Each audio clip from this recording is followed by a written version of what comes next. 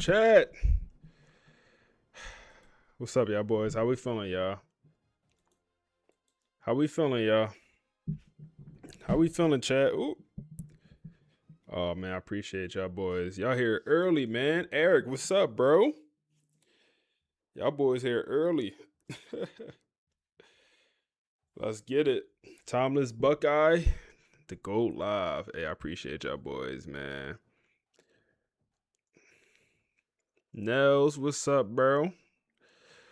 Nels Cells. Oh, what's the word, man? Feeling good, man. New season, new opportunities, and new storylines, man. New storylines. New storylines for sure, man. New storylines for sure.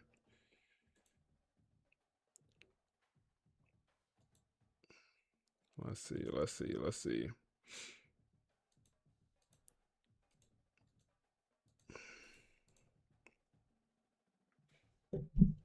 G Time, what's up, man? Music, what's up? That boy Neil, how we doing? Lord, how we doing?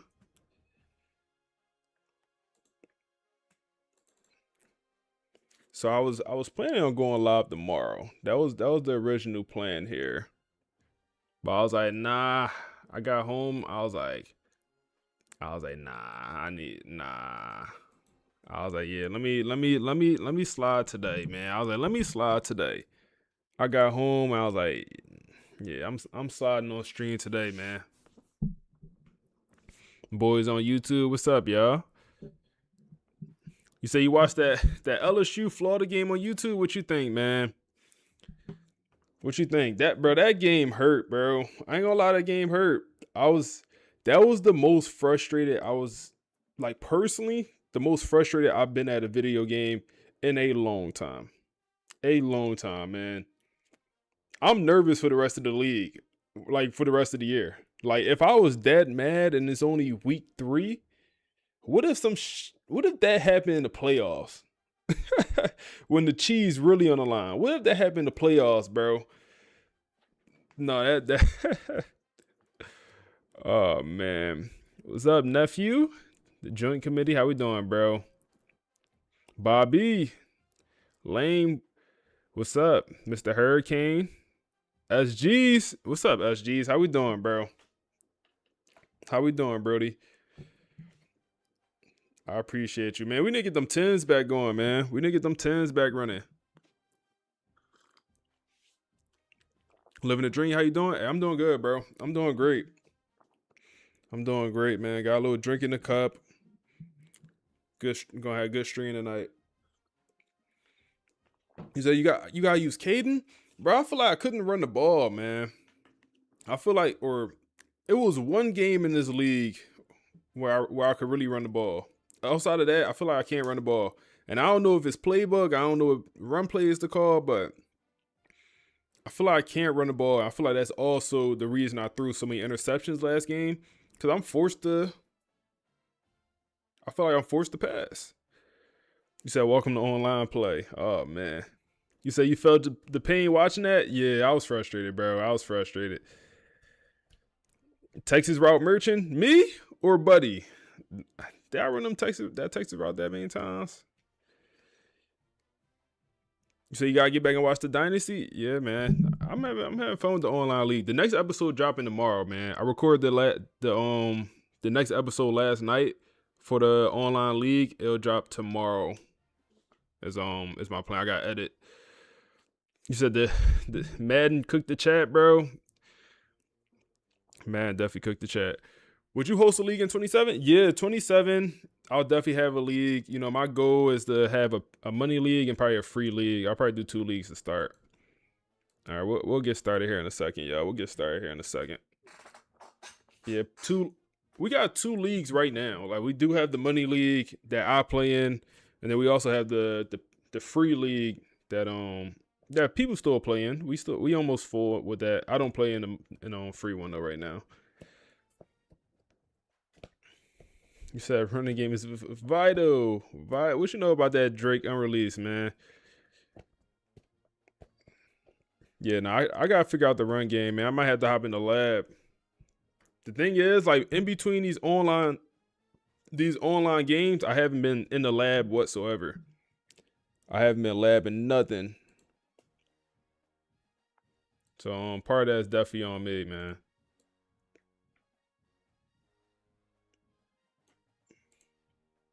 Part of that's definitely on me. All right, let's get started here, man. Let's get started.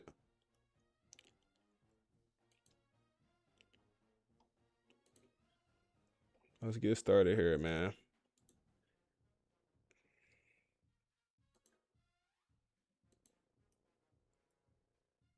No, I don't use turbo behind the line of scrimmage. I wait till I get past the blockers. I know about that.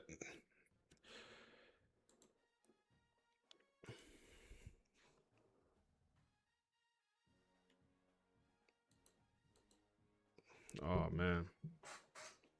Some drama, man. Some drama, bro. Some drama. Some drama. Get a little bit bigger for y'all.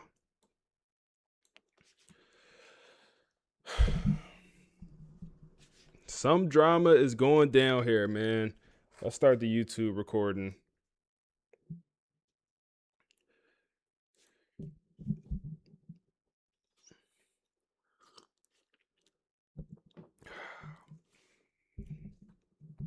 FSU season 5 starts off maybe the worst possible way if you're a true Florida State fan, man. Rumors are going around. We don't know if there's any truth to it whatsoever that Marcus Vale agent is shopping his name around for this upcoming offseason.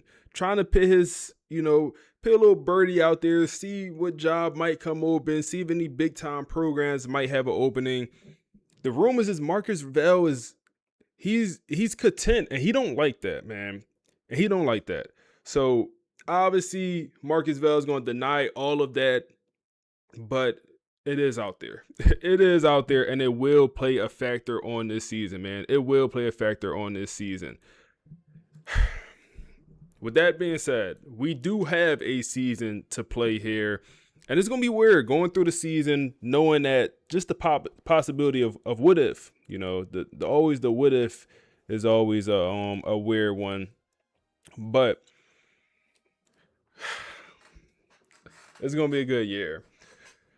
Custom schedule. Let's see what we got for this upcoming 2030, 2029? We're in 2030. Damn. Let's see what we got for this 2030 season. You said Kirby Smart never leaving.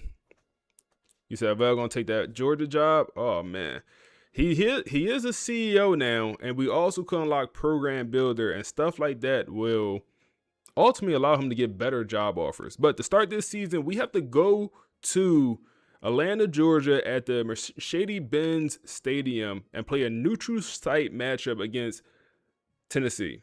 So every year we play an SEC opponent every single year. This year is going to be Tennessee. Last year was Alabama. I think it was Alabama. And then the year before that, it was Georgia. Every year we get a regular season SEC opponent. Notre Dame. We have to go there for this matchup. Last year we played Notre Dame at home. They didn't pit up much of a fight. Was able to beat those boys without much issue. Now we get the rivalry game early. And it's on the road. So that's back-to-back extremely tough games for FSU here, man. Miami at Hard Rock Stadium. The stadium we just was in the national championship when we won that natty last year. California, home game. This should be a walk in the park. Them boys, it was 3-9 last year. Then the disrespect. UCLA, 11-3 UCLA. The disrespect. They're ranked higher than us. To enter this year, we're only ranked number 5. It makes 0 sense. We're coming off a national championship. We return our starting quarterback, our defensive core. We do lose some receivers, but we also brought in receivers, a lot of receivers. It makes no sense for the odds maker to think this FSU team is going to take any type of step back. Then we got to get into Duke. It's going to be on the road. Shouldn't be too tough. We kind of get into an easier stretch, and then Boston College. You might think, oh, it's BC. BC is legit. We played them boys 3 times last year. We lost them in the regular season, beat them in the ACC championship, and we beat them in the playoffs. This is a legit team. This is no slouch. Then you get into the Clemsons of the world, and we will be home for this matchup. We also will be home for the Boston College one, and then we also will be home for the Florida. So we end with 3 straight home games against 3 tough opponents. So the schedule's not terrible. This is not the worst schedule we ever had. We do start off pretty tough, and then we get a little bit easier, and then we end with a tougher schedule, but at home.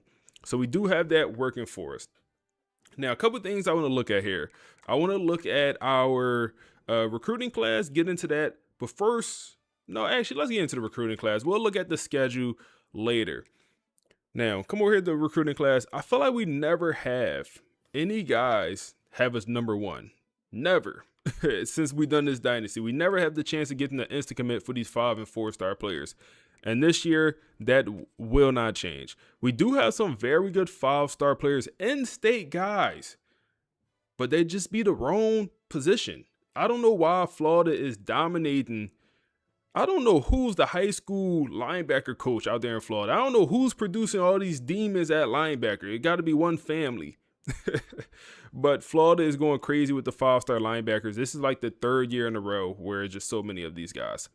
We have a 5-star Will. A 5-star Will. Come down here, you get another 5-star Sam, linebacker from Florida. Another 5-star Will from Florida. Like, what we really doing here? Another 5-star Sam, linebacker from Florida. And then also, you actually get a 3rd or a 6th. I don't even know who yet. Another 5-star Sam linebacker. They never middle linebackers. They're always outside linebackers. You'll notice, if you play this game a lot, you'll notice a lot of trends in this game, man. A lot of trends in this game are very similar every single year. So we'll add all of these 5-stars on the board that's interested in us. Now, I'm interested to see how dedicated Marcus Vale is going to be to recruiting this year, when he might be potentially shopping his name around. I'm just interested, not saying he won't take recruiting serious, but you just question stuff like that.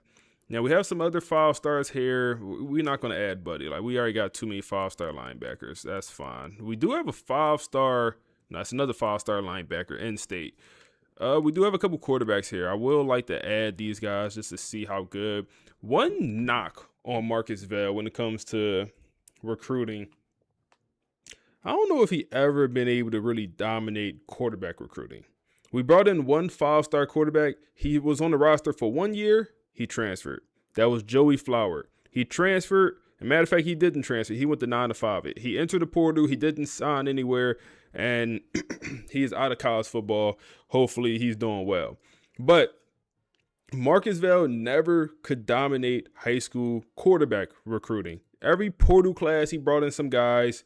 And, Rayshawn Slaughter was a transfer portal quarterback. Jaden Moffitt, transfer portal quarterback. We never got a true high school guy and developed them to be the starter.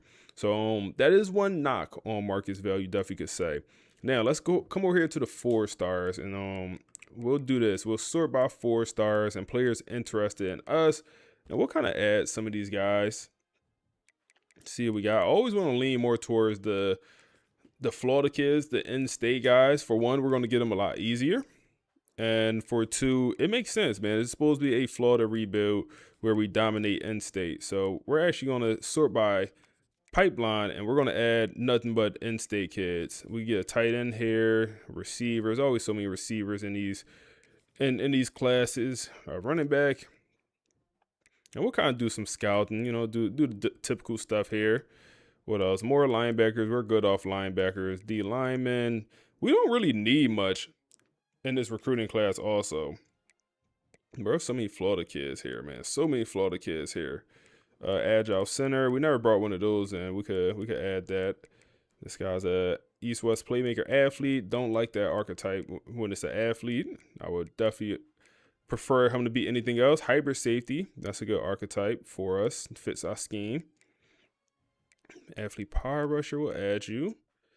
A guard. And then that's 35 right there, man. So let's do some scouting. We're gonna and while we do some scouting, let's throw a podcast on, man. A little podcast. I think it's gonna talk a little bit about the Marcus Vale rumors entering this upcoming season. So let's see what they got to say. It's not going to be Brittany and the guys. It's going to be a different group here to start the season. Welcome to the debate. Today we are dissecting the psychology of Florida State's head coach, Marcus Vale. As he enters season 5, we aren't looking at the scoreboard. We're looking at the man on the sideline. Yeah, it really is the defining mystery of the preseason. We have to ask, is Marcus Vale a, dynasty maintainer, a man settling in for a decade of governance? Or is he a program architect, an addict of the chaotic build phase who is already looking for the exit? I'll be taking the side of stability here. I see a coach who is deepening his roots, transitioning from a conqueror to a statesman of the sport. And I take the opposing view. I see the classic symptoms of the restless architect. He is displaying a hunger for novelty that suggests his departure is not a matter of if, but when. Isn't unhappy, and he isn't under pressure. I interpret his recent shift, specifically this move from aggressive rhetoric to reflective rhetoric, as maturation, not boredom. Mm-hmm. When he talks about growth instead of rings, he isn't signaling a lack of ambition. He's signaling that he has elevated his standard. He is evolving into a figure Elite who development. sustains success through culture, rather than just brute force conquering. He's finding peace in the throne he built. You are totally mistaking restlessness for peace.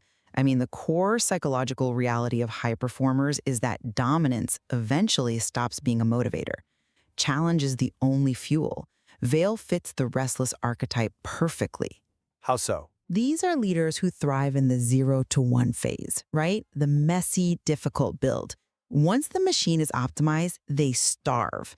The whisper campaigns from insiders aren't baseless. They're noting that he thrives more in chaos than stability. He doesn't want to manage a corporation. He wants to build startup. But you're completely misinterpreting his own words on evolution. When Vale says great coaches must evolve, you hear a goodbye note. I hear a renovation plan. For a coach of his caliber, evolution means finding new ways to win within the same environment. It's the transition from building the house to refining the architecture. He is intellectually engaged in tweaking the machine, not abandoning it. See, if he were just tweaking the machine, he'd be talking about efficiency. Instead, his answers are weirdly philosophical. When asked if dynasties last forever, he doesn't give the standard, we're focused on week 1 answer. He goes abstract. Which shows depth. No, it is a massive tell. To me, that implies he has intellectually checked out of the day-to-day grind. For a true builder, evolution requires a blank slate, not a minor renovation.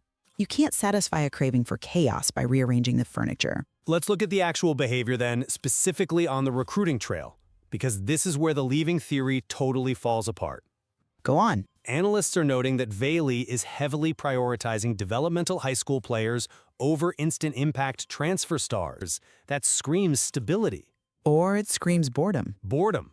Yes, prioritizing development over the instant gratification of the transfer portal could simply mean he is bored with how easy it has become to win with mercenaries. He might be manufacturing difficulty because the job has become too easy. He wants the grind of teaching because the optimization machine of FSU runs itself. Or it foreshadows a departure where immediate wins matter less to him than leaving a specific type of healthy roster behind as a legacy gift. That is quite the leap. Leaving makes no logical sense. There is no conflict, no scandal, and no firing rumors. Sustained dominance, keeping a team at number 1, is arguably harder than getting there. Why walk away from a machine Does. If the whispers are true and his motivation cycles are shifting, maintaining a powerhouse is actually a demotion in terms of stimulation. He wants to prove he can do it again. The lack of scandal is totally irrelevant if the internal fire for this specific challenge has gone cold. I think we are looking at the exact same man and seeing 2 completely different timelines. I maintain Vale is a different breed, one focused on the nuance of legacy. He's wired to find the challenge in perfection, which keeps the dynasty's stability. That is where the truth will hide. Thanks for listening. Bro, am I tripping or this recruiting class look kind of crazy? I ain't gonna lie, this class was kind of crazy, man. We obviously did some scouting, but we have the mind reader ability on one of our OCs or DCs. And bro, we found a couple elite development players and some players that look just downright good, like great. So elite development, 5-star safety. You know, we're number 3, but look at the teams. Michigan, if Michigan for some reason don't go after them, we will dominate this recruitment. Elite development cover specialist. Then you also get an elite development hybrid safety in-state kid. That is good. Then also doing scouting. Buddy right here, the 5-star gym field corner from Georgia. Bro, look at his coverages. This is a freshman coming in with like this balanced. I ain't gonna lie, man. Like this is one of the better 5-star players I've seen in this game, man. It's just the speed, 94, acceleration, maybe want it a little bit higher. But like he day one could be your best corner. Like damn. Just the man zone press. He looks pretty good. Also 6'4" or 6'4" would be crazy. 6'1", 204 pounds. He's not a baby out there either. He looks very good. Looks very good. Okay, we found some guys. In this class. These linebackers. Unfortunately, none of them was a gem, so I don't know who to pursue. We got all these linebackers here. All thumpers or lurkers, or one signal caller. All in-state guys. We'll see who ends up being what. And then also the quarterback, man. Let me go to him. Any of the star. Okay. We also found a star development tight end. And then we also found an elite development running back. Like, well, hey, elusive bruiser, 5-star.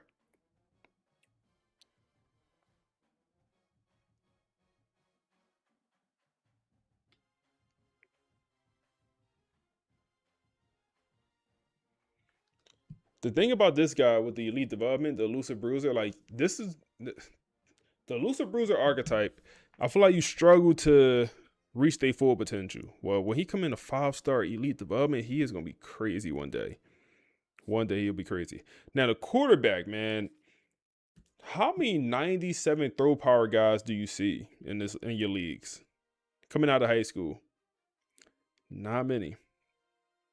Not many, man. I probably could count on one hand the amount of times I seen a 97 throw power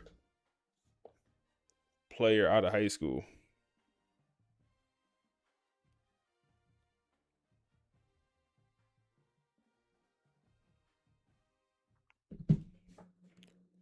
Let's advance. I don't think there's anything else for us to do this week. Well, before we advance, we could look at the Heisman Trophy, or let's look at the preseason top 25. They're very disrespectful, bro. Like, how are we starting the year ranked number 5? We return so much on this roster. This roster is so good. 99 overall. UCLA. That's why we had to throw them boys on the schedule, because how are they better than us? Why do they think UCLA is better than us? Alabama. Come on, man. Ohio State, Oregon. Like, at least those 3 teams, I'm willing to hear you out.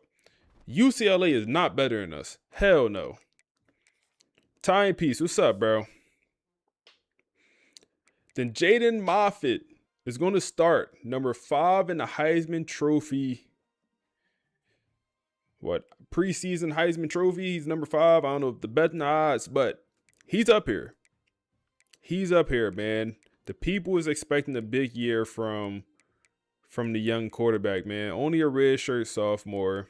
So is Marvin. Damn. 98 speed from Philadelphia, bro. What you on, bro? How you feeling? Only a 4-star. He might have transferred. And he's maxed out. Wow. Like, can't even get no better. Awareness is maxed. The strength. He even got 80 strength as a speedster receiver.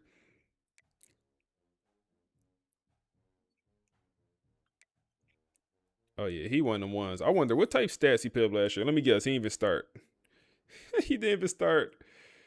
It's his first year playing, bro. That's the Ohio State method, bro. Come on, bro. Buddy didn't even.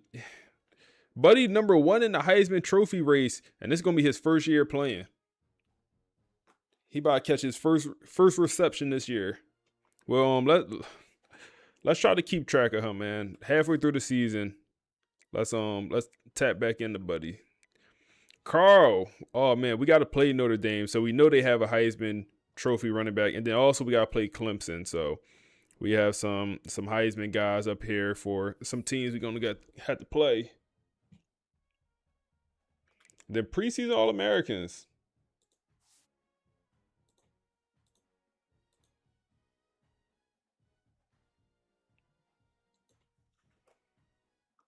Jaden Moffitt starts off as a preseason All-American. That says a lot about him, bro.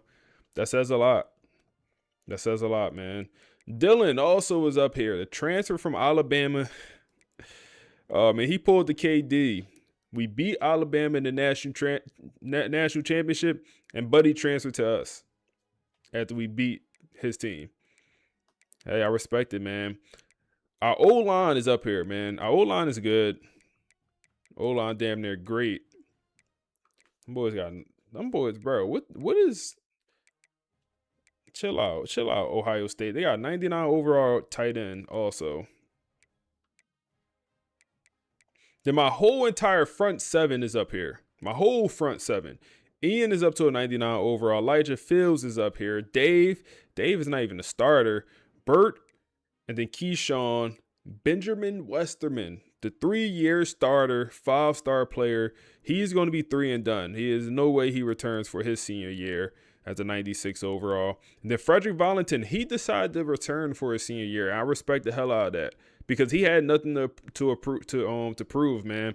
He was the first team All-American last year. Quincy, the other guy, safety in this room, he decided to go pro.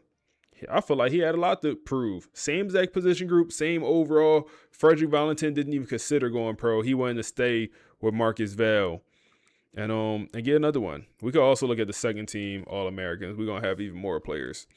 TB12 and Sylvester Livings, the 2 young receivers up here. I guess TB12 is no longer young as he's a veteran on his team. He's going to be a junior this year. Sylvester coming off the freshman year, which is kind of disappointing, but he has a lot to prove. And then we have the rest of the offense and defensive line. Carl, he's a backup. He's not going to win anything. And then Andre Law is up here, man. He was a 5-star corner in that same draft class or recruiting class as Benjamin Westerman. Andre Law just kind of a little bit more in the shadows, man. A little bit more in the shadows. Let's advance, man. Let's advance. Jacob, how we doing, bro? I'm doing good, man. I hope you've been well. So when do the coaches you hire take over? What you mean? I think when you hit the off season, or when you hit the off season, you're talking about like when you hire OC or DC. I think they take over when you hit the off season, bro. You said your depth chart. We're gonna set it before the first game, man. We still got to like do some other stuff here. We're gonna set it before the first game.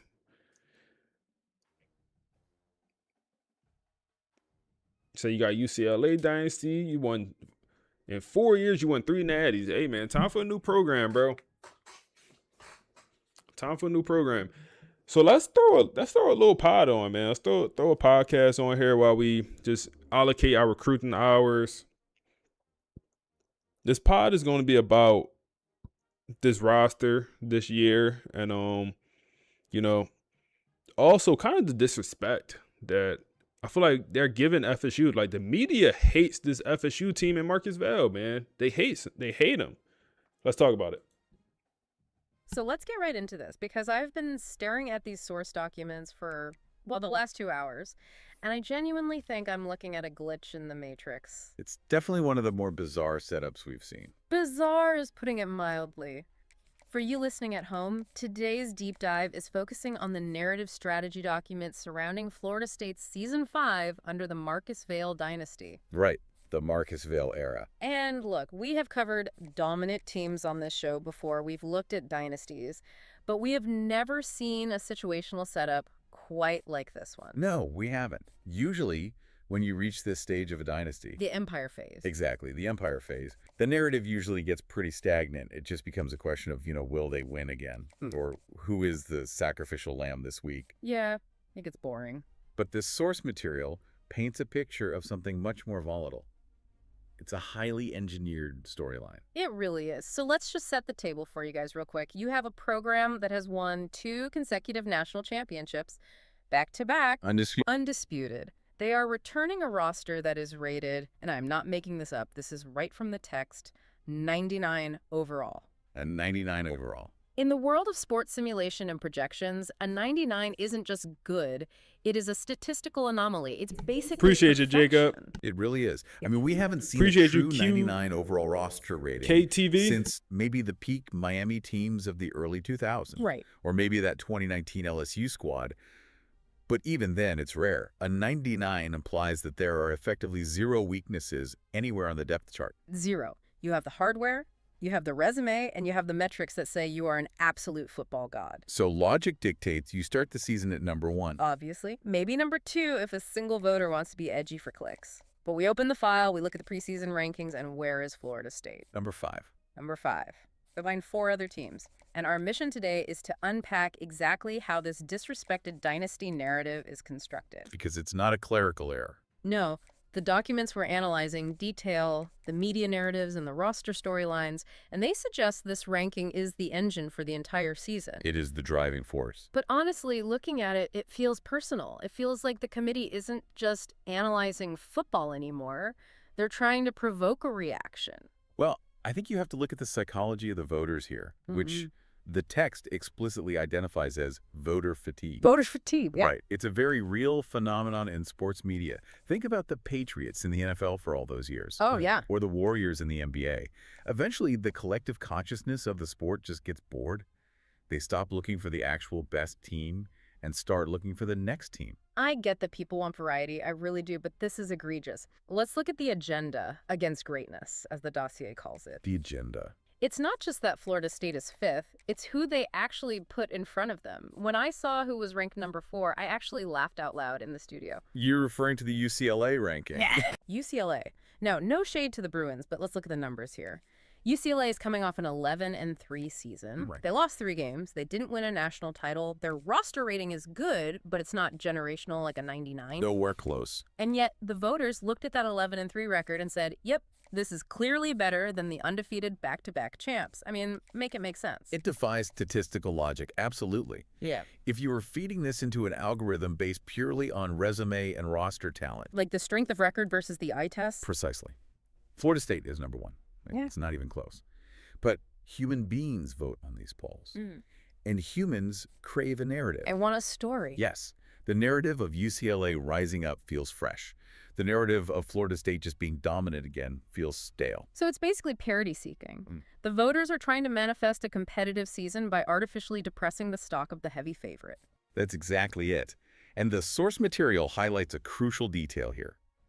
This ranking provides the one thing a team like Florida State usually lacks at this stage. Which is? Genuine anger. Oh, the stream engagement angle on this is brilliant. I was reading through the commentary lines included in the source, and it's just pure fuel. It really is. You have these phrases from the fans like, this isn't rankings, this is agenda. Right. And chat, they hate greatness. It essentially turns the fan base into a militia. It creates a massive us-against-the-world mentality for a team that, by all rights, actually is the world. Yeah. And that is a very dangerous psychological weapon. Usually, a head coach like Marcus Vale has to fight complacency every single day. He has to invent reasons to be mad. Exactly. He has to manufacture reasons for his players to care about a Week 3 game against some lesser unranked opponent. But now, he doesn't have to say a single word. He just points at the scoreboard. He just points at the number 5 next to their name. Ranked number 5. Playing like number 1. That's the catchphrase in the document. It's the ultimate chip on the shoulder. And it works. It works so well. But it's not just the overall team ranking. This disrespect seems to be totally systemic. It trickles all the way down to the individual player accolades. We definitely need to talk about Jaden Moffitt. The quarterback. The guy pulling the trigger for this whole operation. Entering his final collegiate season. Right. He has the rings. He has the historical production.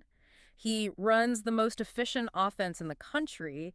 And yet, I'm looking at the Heisman watch list in these notes. And he's fifth. He's fifth. Again, with the number 5, he can't even crack the top 3. It creates a parallel narrative, doesn't it? The team is fifth, the quarterback is fifth. It feels like the voters are punishing him for just being on a good team. It's the old system quarterback argument. Right. The idea that anyone could throw touchdowns with that roster. Exactly. Like, oh, you have 99 overall receivers. My grandmother could throw for 400 yards. That is exactly the perception the document outlines.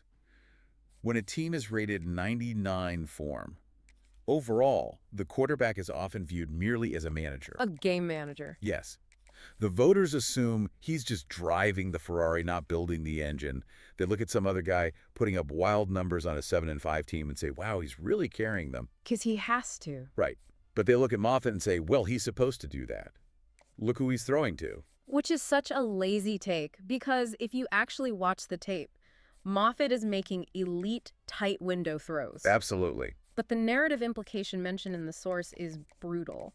It says even the quarterback of the best team in America isn't good enough for the voters. That has to gnaw at a competitor like him. It absolutely does. And remember, for you listening, Moffitt is looking at the pro draft too. Being disrespected in the Heisman race can feel like a direct proxy for his draft stock. Oh, totally. So you have a quarterback who isn't just playing to win games anymore. He is playing to prove he's not just a product of the system. And that leads to a very aggressive style of play. Extremely aggressive. Well, aggressive is one word for it. But if the offense is playing angry, the defense sounds like they're playing for absolute keeps. They are a nightmare. I want to pivot to the other side of the ball because the descriptions in this document are genuinely terrifying. The source explicitly calls the defensive unit the true terror. It is a unit that seems completely designed to validate that 99 overall rating we talked about earlier. And structurally, it all begins up front on the defensive line. It begins with Ian Wanham, the EDGE rusher. The source flags him specifically as a 99 overall player. Now, we throw these numbers around a lot in sports games, but let's dig into what a 99 edge rusher actually does to a real game of football. It's completely disruptive. Because it's not just about getting sacks. No, not at all. It's about geometry and resources. When you have a player like Wanham, a true 99, he is what defensive coaches call a force multiplier. Okay, explain that. To stop him, the opposing offense must commit 2 bodies, period. You have to double team him with a tackle and a guard, or you have to keep a tight end in to chip him every single play. Or slide your... Damn, that hurts. I ain't gonna lie. Damn. Dave, that's how you bumping, Dave? Damn, Dave, you not messing with Vale? Damn, Dave. Bet that. We're gonna bet, Dave. Bet that. Bigger fish to fry. Bigger fish to fry. We put the hours here. Damn, Dave.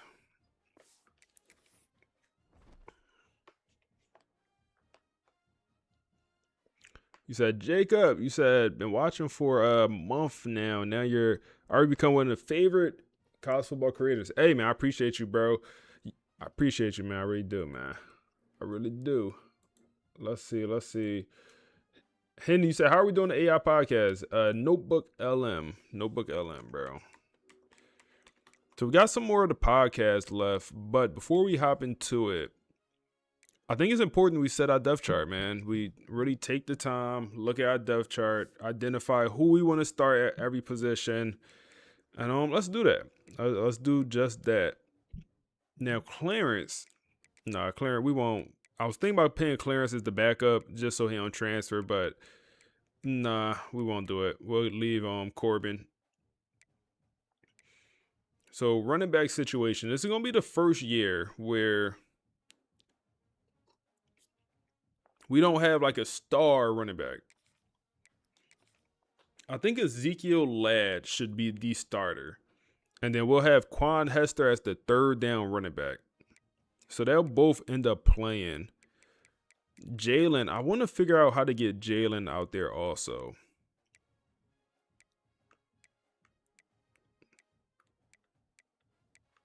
And then also Jaguar Jones.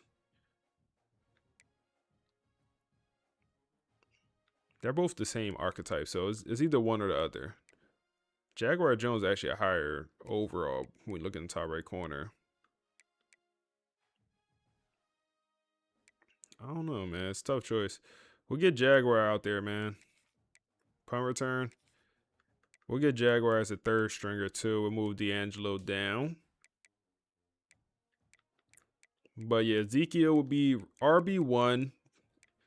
But they both will play. We'll have both these running backs out there. We'll even put it on keep it fresh at running back for the first time in a while because I really do want both running backs playing quite a bit.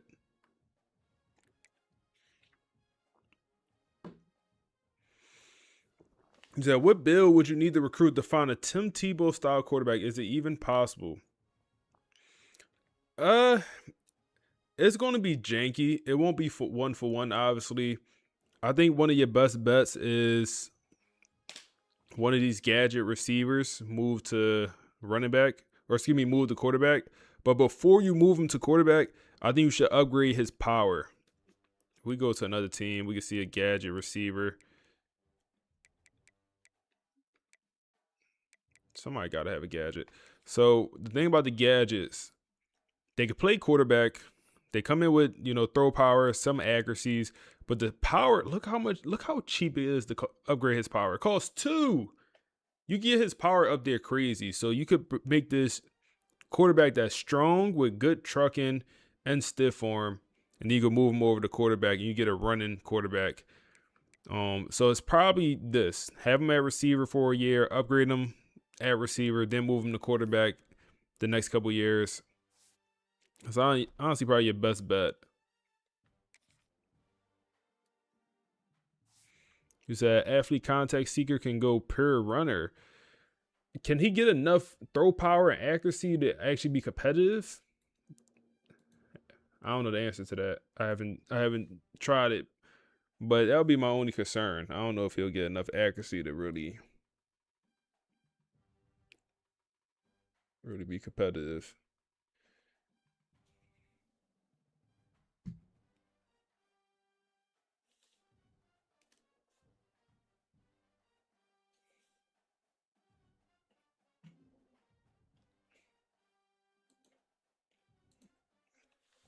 All right, so let's make sure. So it did save. Perfect. So fullback. Who's our fullback? Okay. Hold up. Who you? Who, buddy? Why we actually got a fullback on roster? When did they give me a fullback? Why we actually have a fullback? Nah. Who, buddy, bro? I don't remember ever having a fullback on this roster. Who is buddy?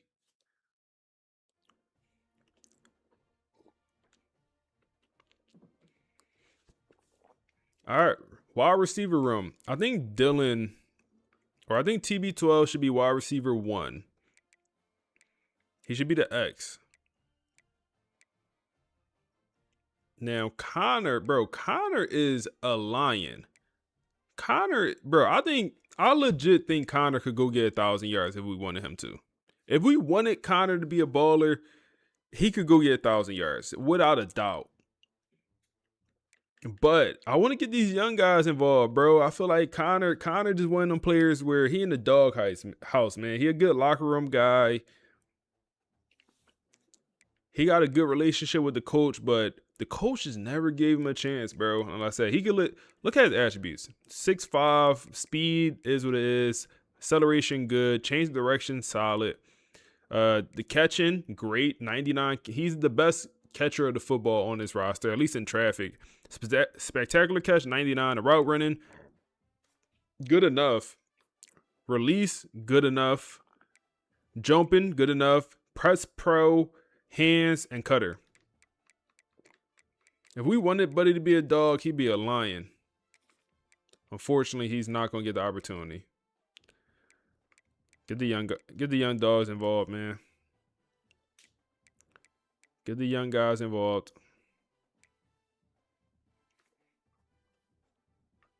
Then tight end Morgan took a big jump up this season, and we also have Bob, who was a receiver. We moved over to tight end. He's going to be tight end 2 on his roster. I'm excited, man. I'm excited. Bob is gonna be a threat, man. We're gonna look to get Bob the ball. Don't be surprised if Bob ends up with some touchdowns this season. We got Ezekiel at left tackle, left guard, Bryce, center. Yep. Oh yeah, this team good, bro. This team. Hope Bob don't transfer. I don't think he will because it's a senior ahead of him. I don't think he'll transfer. I think Bob be all right. Right tackle is the only, I guess, weaker position.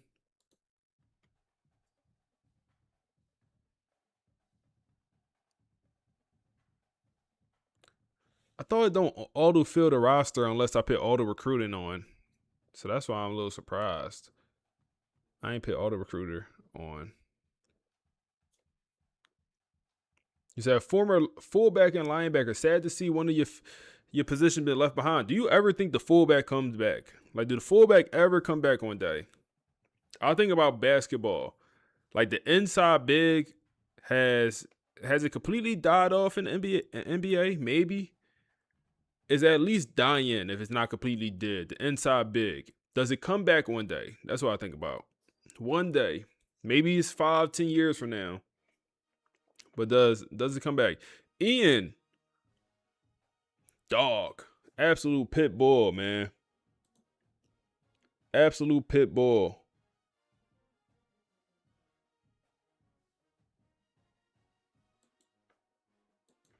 Absolute pit bull. 99 overall. The only knock on Buddy, he's not a super athlete. That's the only knock.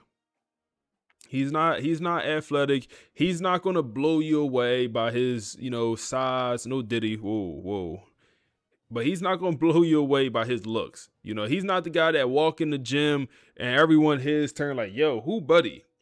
Oh, he in the NFL. That's not Ian. Ian got a lot of stuff from within. He got a lot of heart. He got the 99 power moves. He is strong, but he don't always look it. But he is very, very strong. 97 strength. Like I said, the speed, acceleration, that's going to be his issue, man. He is stiff. Block shedding, amazing. He has a great technique. IQ, he's very smart. He is, the best player in the whole entire nation when it comes to at least the defense. And we have the privilege. I'm glad he came back, man. We had to convince him to come back for his senior year. He tried to go pro on me, but we convinced him to come back. And then we have Clark, who took a step up from last offseason to this offseason. Needs some more production from Buddy, man. Needs some more production. If he's not producing, we got a young lion behind him that will. Jaden is right behind him. And yeah, he will produce. One of these guys will be out there producing in the especially in the pass game, man. All our sacks last year came from a D tackle that went pro. So this year, I don't know who's going to get the pressure. Now, Elijah Fields is going to be the guy that I expect to get a lot of pressure. Last year, he had like 5 sacks, and he didn't play that much, man. Like, in the limited time out there, he produced pretty well. You said set betting before the game? All right, I'm going to wait until we look at their roster. I got you, bro. I'm going to wait until we look at their roster. He had 3 sacks last year. But also, this is without starting any of these games, which I think is pretty good for a D tackle. Yo, what you miss? You ain't miss much, man. We just kind of set up our recruiting board. You ain't miss much, bro. Damn, bro. I hate when I do that. Whenever you look at a player in depth chart, it reset everything you did. So all the changes we just did, it reset. Let's see.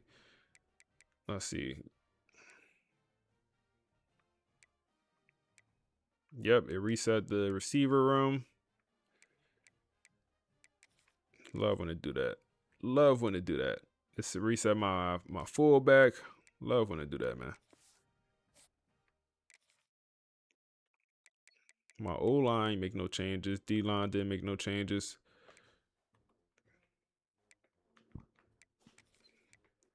J.R. Goodwin transfer to this program.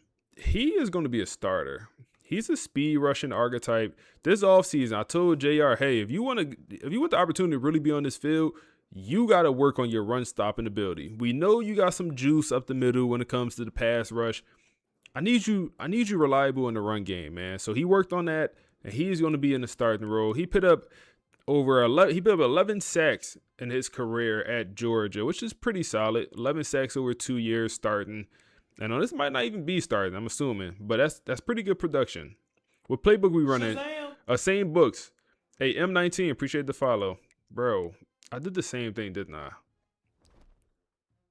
I keep trying to look at their stats, bro. It reset the depth chart. You can't look at the stats.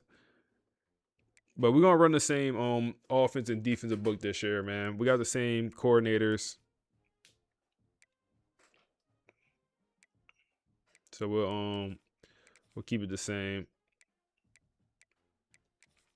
And also we need to put TB12 in the starting spot. Yep. Then we'll put JR in the starting spot. And then Kevin, I don't think Kevin will ever play a role on this team, man. Normal development, D tackle, just doesn't get it done. Now, Brian has the elite development. I don't know if Brian makes his way on the field. He's only a 75 overall with the boost, but he'll be D tackle number 4 on this roster, man. Burt Cleveland will be the starting middle or outside linebacker, but he'll be playing as a sub linebacker, as we know. Keyshawn is here. Dom really didn't progress this offseason. I don't know what Dom worked on, but it wasn't good. It wasn't good, man. It wasn't good. He's literally the same overall, I think. I don't know what he worked on. I have no idea what he worked on. Let's see here. And then we also have Joe. I don't know what Joe worked on either. He has never got better in his career here. Now, cornerback situation is interesting. Got some options here, man. We definitely got some options. So when you get a chance, can you see the sliders? I got you, bro. You said you really mess with the videos? Hey, man, I appreciate you, big dog. I'm going to show the sliders after this. And we're going to make some adjustments to the sliders right here, right now. So it's actually, yeah, we're going to make some adjustments to the sliders before the season. I got some thoughts in mind what I want to do. So we'll make some adjustments.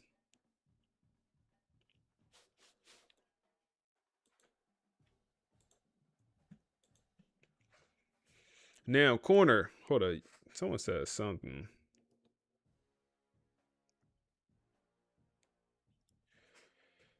Lonzo. He's just too slow. That's the issue with Lonzo. He's a little bit too slow. He got the coverage. Damn, we got all these 99-man coverage guys. Lonzo is just a little bit too slow, man. Dakota will be the starter. Or I think Dakota will start in the slot. And then Isaac will also be up here. Maybe we should start Isaac in the slot. Let's see. He got better acceleration, not change direction, but acceleration, speed. The press. Okay, the press goes to, okay. Okay, we'll start Dakota in the slot. Speedy Gonzalez, what's up, bro? You see, he did some of the AI podcast. Hey, man, I'm glad y'all boys enjoying that AI podcast, man. I'm glad y'all boys enjoying it. All right, safety. I think Patrick will return as the starter here. I tried to bring in some competition into the free safety room. We brought in Buddy, Carlos, and yeah, he's a senior, but he's just not. Is he better? Like looking at the attributes, actually, the speed is a lot better. The coverage is similar, but with more speed, will the coverage actually play better? Maybe. The play recognition is significantly worse. The tackling is a lot worse. Okay, we'll keep Patrick out there. If Patrick slip, we got a quick replacement.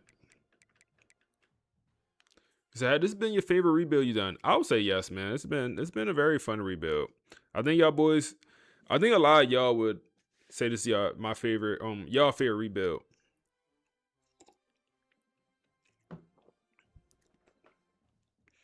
I feel like y'all definitely said this been your favorite one.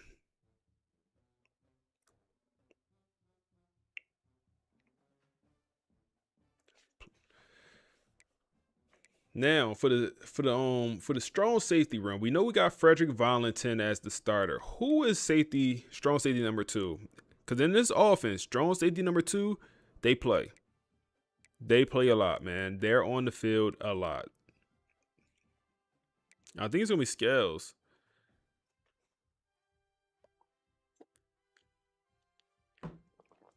Yeah, it's gonna be Buddy. He is amazing. And I don't mean to say it like that, but how? Shazam! Hey, Medium, appreciate the follow. How is he only at 86 overall with the boost? Like, look at these attributes: speed 90, acceleration 92, agility is what it is, 99 change of direction. Reminder, safety here, and maybe it's the awareness that's holding them back. But 96 strength, or excuse me, 76 strength, 76 awareness, play recognition 80. Man coverage, zone coverage, press. That's great coverage ratings. Reminder, he's a former linebacker. That's why he's 6'1", 247 pounds. He was an athlete middle linebacker that we moved to safety. And so for some reason, they called him a cover specialist. 76 catching, tackling, and hit power. And block shedding. Like, I don't know how, buddy. They tripping on my dog, man. He should be a higher over. I feel like he's stuck in the wrong archetype.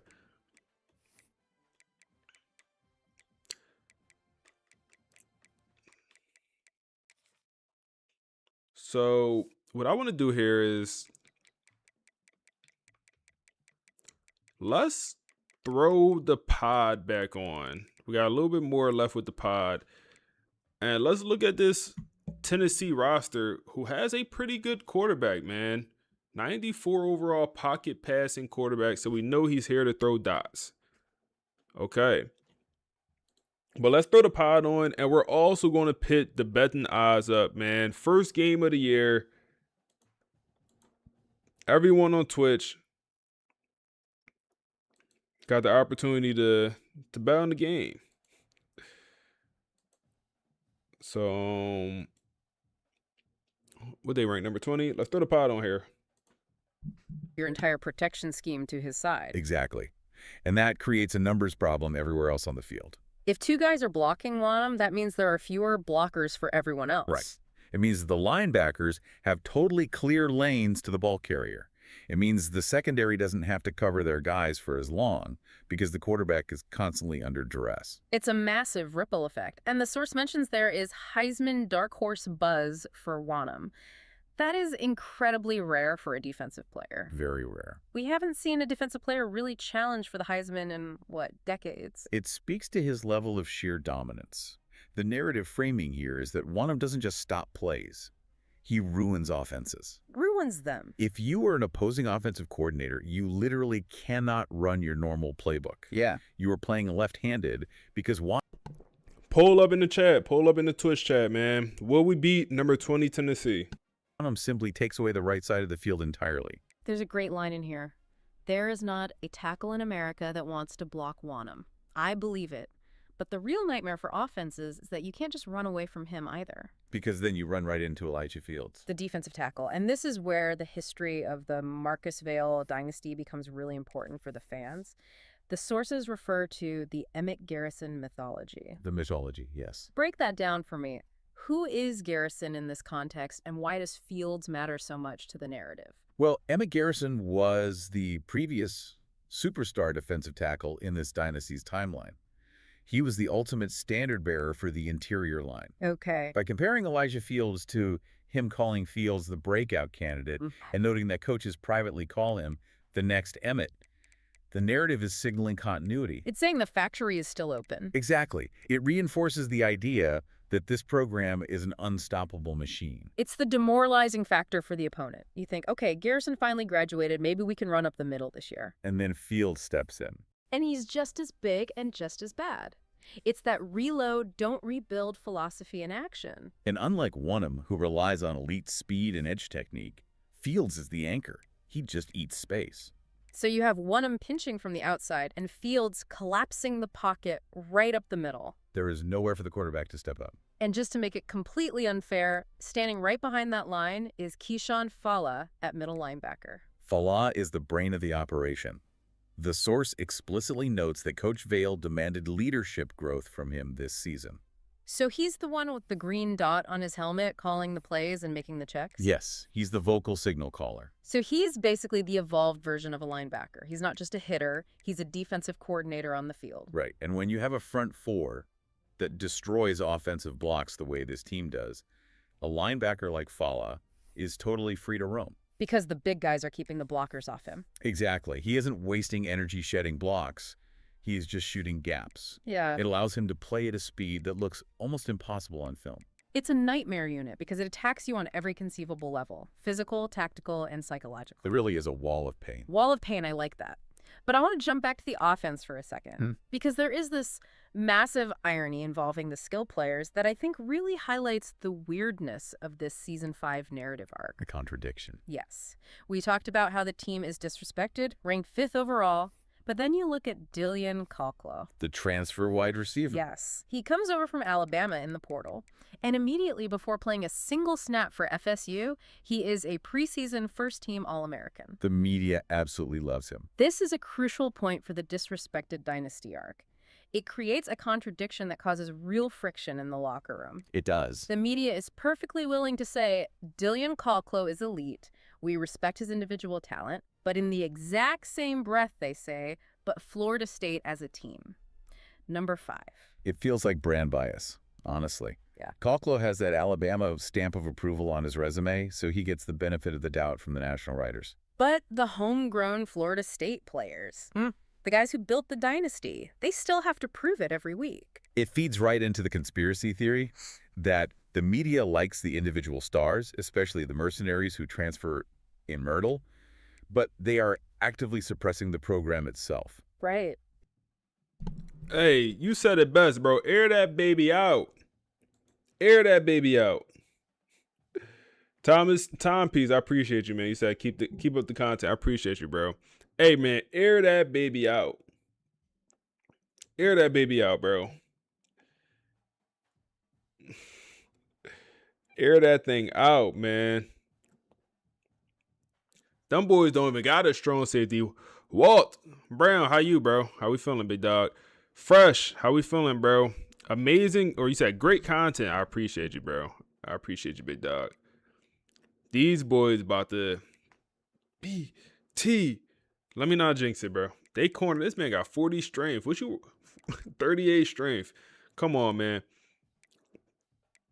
As a starting corner, you gotta be able to hit that 225 at least one time, bro. You don't gotta rep him out, but you gotta be able to hit that 225 at least once. I need that 225 at least once. Y'all boys that hit the gym, what strength rating do you think you need in this game to hit 225? Dude, if that makes sense. What strength rating? 225, I feel like it's a standard for, like, you gotta go to the gym to hit 225. No random person that don't work out hitting 225. Only 50? I don't know. I feel like 65. I feel like 65 strength is required for like 225 in this game. A solid 225.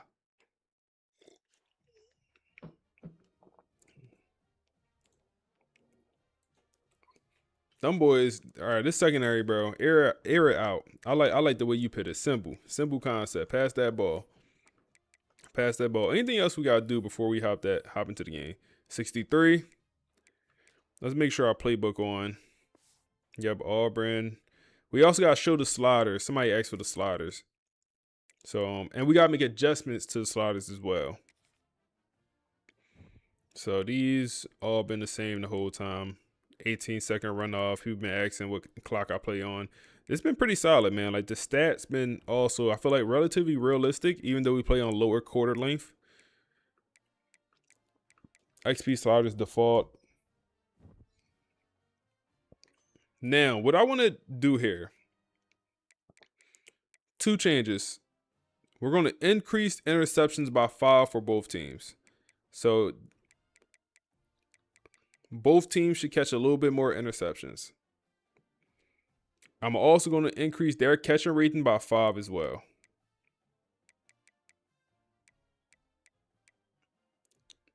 I feel like I'm good with that. Those are the changes, but I'll show the entire slider set. 73 strength to hit 225.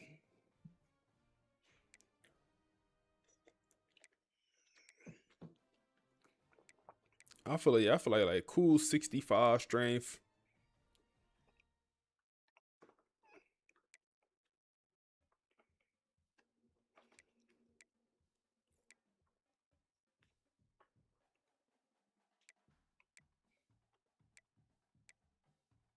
But these are sliders here. Injuries. I do want to change the auto subs. Or yeah, I do want to change auto subs here before we start this season off with a banger. Let's go ahead and throw the pod back on though. We got a little bit more time left. We can finish it off. It creates what the source accurately calls narrative tension. It validates the individual talent while entirely invalidating the collective achievement of the team. They hate the logo, not the player. That's the vibe. What's And up, boy honestly, one? How we looking at the doing? secondary, it is the exact same story. The defensive backs. Yeah. You have Ben Westerman, who is a 96 overall cornerback. You have Frederick Valentin at strong safety. The source calls this whole unit NFL factory energy. And that specific phrasing matters. Yeah. NFL factory. These guys aren't just college players anymore. They are professionals in waiting. No, we're about to play some games here, Westerman bro. is described in the docs as a lockdown technician. When you have a corner rated 96, you can leave him on an island against anyone. You don't even need to give him safety help over the top. You really don't. Which connects right back to the one-on point. If Westerman locks down the primary receiver one-on-one, the safety can come down into the box and blitz. It is all connected. It is an ecosystem. Yeah. And these veteran players in the secondary are fighting for millions of dollars in draft stock. That adds a whole new layer of mercenary motivation to the team motivation. They want to win the championship, yes. But they also want to put flawless tape out there for the scouts. A 96 rated corner like Westerman doesn't just want to win the game. He doesn't want to give up a single catch. It's a dangerous combination of financial greed and athletic pride. Okay, we have to talk about the offensive weapons too, because the nicknames in this document alone are just incredible. They're very marketable. We have a receiver simply nicknamed TB12. The Mystique nickname. I love that so much. It's obviously not Tom Brady, it's something else entirely.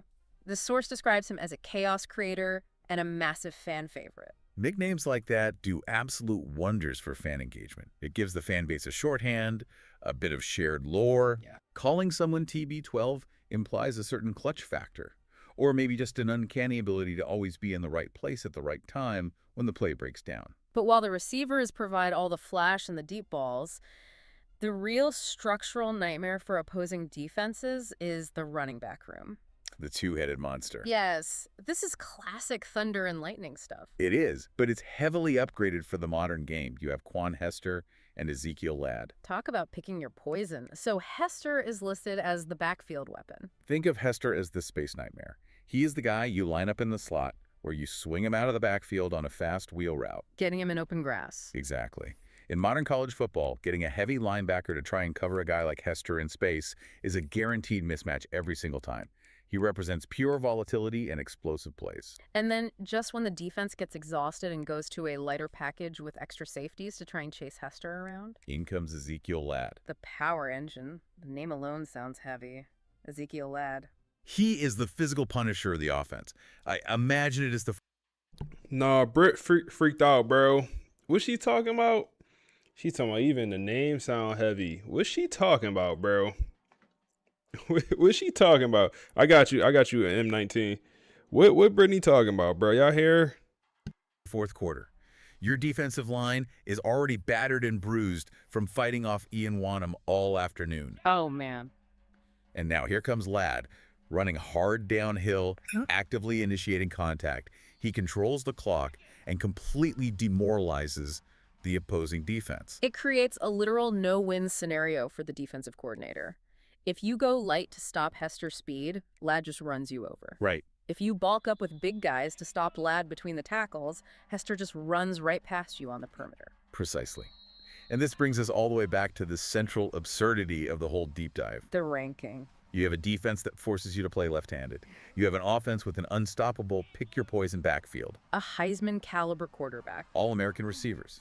A verified 99 overall roster. And yet, Number 5. Number 5. it really does all circle back to that initial ranking.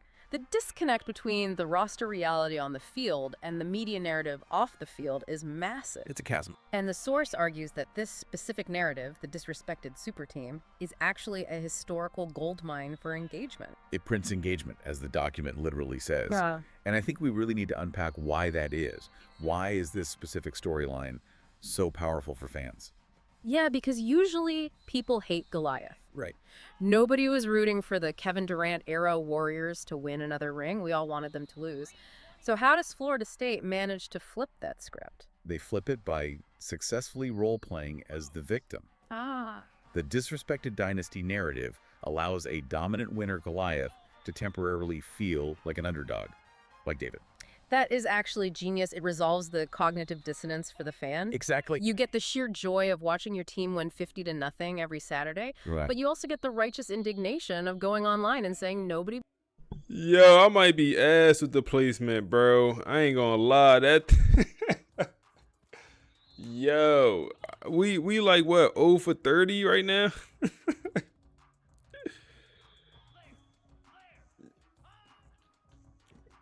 Bro, I'm trying to move it barely, bro.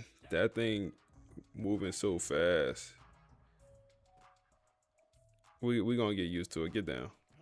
I wanted to come lab it, man. We're gonna give it a try this season. I had to come lab it. Okay, that's perfect right there.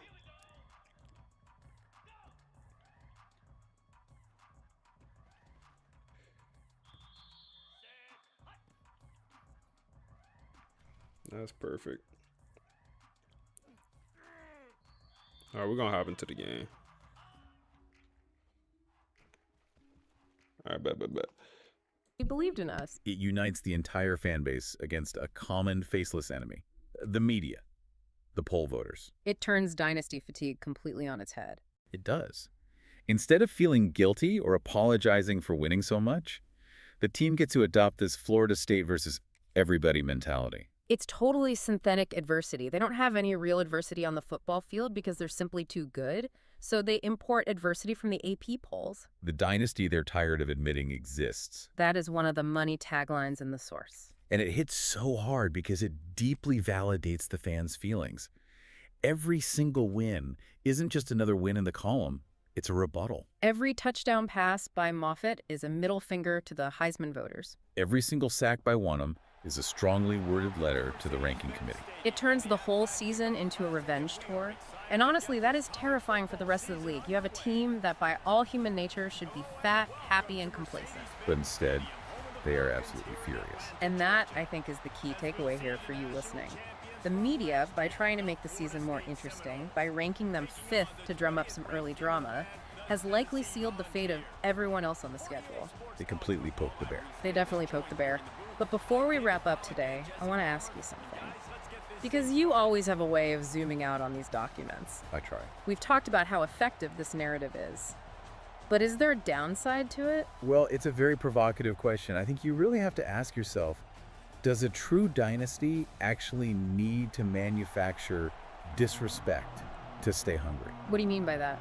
Well, if you are truly secure in your greatness, if you know you are a 99 town overall, do you actually care what a poll says in August? Probably not. Look at the sheer amount of psychological effort going into maintaining this us against the world mindset.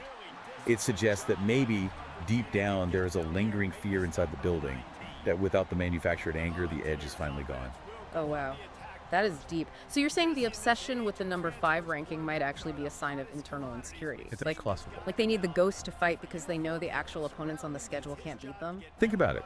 When you have conquered the physical world of the sport, when you have the back-to-back rings, the perfect roster, the NFL factory, the only opponent left is the narrative itself. You have to invent a war just to feel alive out there. Man, fighting ghosts and dropping 50 points a game. That is a wild place to be as a football program. But hey, if it works, it works. It certainly seems to be working for Marcus Vale. Absolutely. Well, that is a wrap on our deep dive into the Season 5 narrative arc. It is going to be genuinely fascinating to watch this disrespected dynasty try to burn the whole system down this year. Thanks for listening, everyone, and we will catch you on the next deep dive. Hey, man. Big hit. Come on, Keyshawn. Keyshawn. In the offseason, I pulled him in the offense. I said, come on, big dog. Hey, you got two options. You enter the portal or you figure out how to tackle. You're very talented. You got to figure out how to tackle, bro. That's what we need from you this year. Work on that all season. He came in ready to go, and he starts this game with a third down stop. Let's work, man. Hey, what's up, Curry? How we doing, man? Hope you had a good day.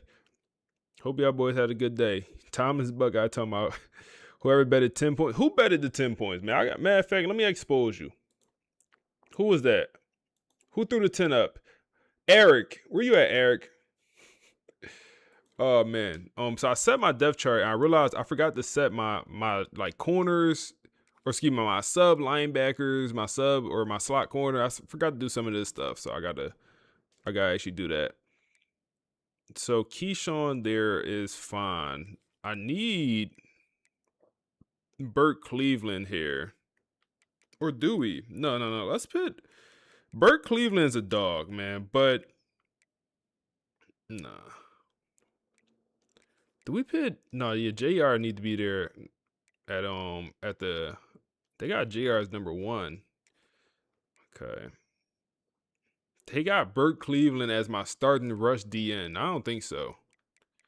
I don't think he don't got the pass rush juice. Bro, CPU be doing anything sometimes, man. Like, don't get me wrong. He's okay. 84 power, 81 finesse. He don't got the juice to rush the passer, bro. He don't got the juice. Where is who should be starting there? Is it Ian? It is Ian.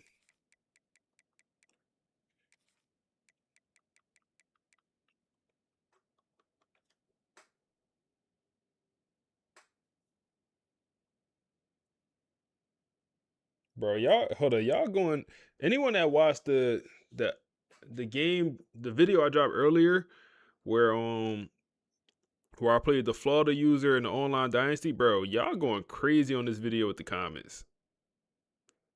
Y'all, some people on my side, some people on the other user side. It's funny.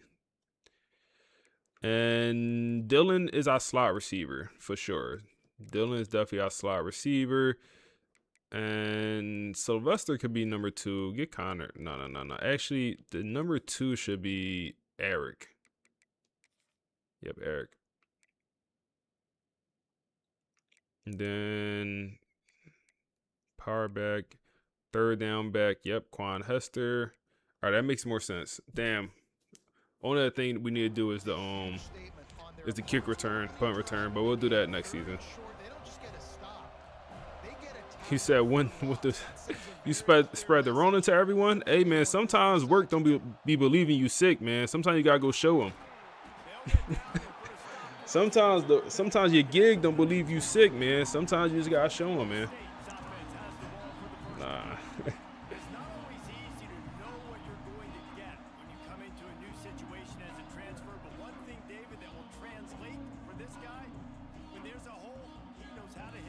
All right, how we feeling today, man? How we feeling this season, y'all boys? How we feeling this season? Hey, can y'all get y'all real thoughts? Real thoughts for a second. How y'all feel? Do y'all want to see Coach Marcus Vale move on? Throw it, bro. Throw it. Throw that stiff arm. Oh man, you a power back, bro. You gotta mush him to the ground. But do y'all want to see Coach Marcus Vale kind of move on to the next program this offseason? Like, what's y'all preference? You know, do y'all want to see him? I see you say natty and leave. Come on, Morgan. But do y'all want to see him be here for his whole career? Like, what's y'all thoughts? I'm interested in that. 'Cause I know whoever's a true Florida State fan is going to say, stay with the team. Oh, get Sylvester. How we feeling, Sylvester? How we feeling? Shoot that stiff arm. They be having them skinny arms, bro. They need to work on them curls, man. Like, everybody be scared of shooting that stiff arm, man. They think their arm gonna break off.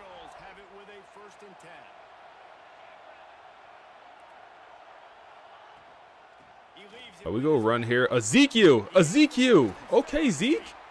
Okay, Zeke. This is the first year where we truly don't have an RB1. We don't. Not on this roster. There's no true RB1.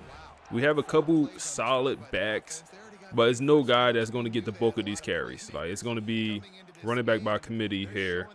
Said Jay, you ever going to make a team builder cupcake dynasty? Maybe. I need someone to make the team builder for me, man. I made one team builder. It was kind of corny. I need someone to make the jerseys. So you hear DC is lit. Yeah, I always wanted to go to DC. So you can't wait to watch that Florida LSU game? Man, that Florida LSU game, man, like I said earlier, that thing had me raging. Bro, that thing had me mad. I ain't gonna hold, bro. That thing had me out of character. I was out of character. Okay, Morgan with the first touchdown of the season. He comes in. He really put that work in during the offseason. He really did. Truly put some work in during the offseason. And he starts this year off with a banger, man. He starts this year off with a banger. Man, let me throw the light on, man. Start this year off with a banger. Come on, Morgan.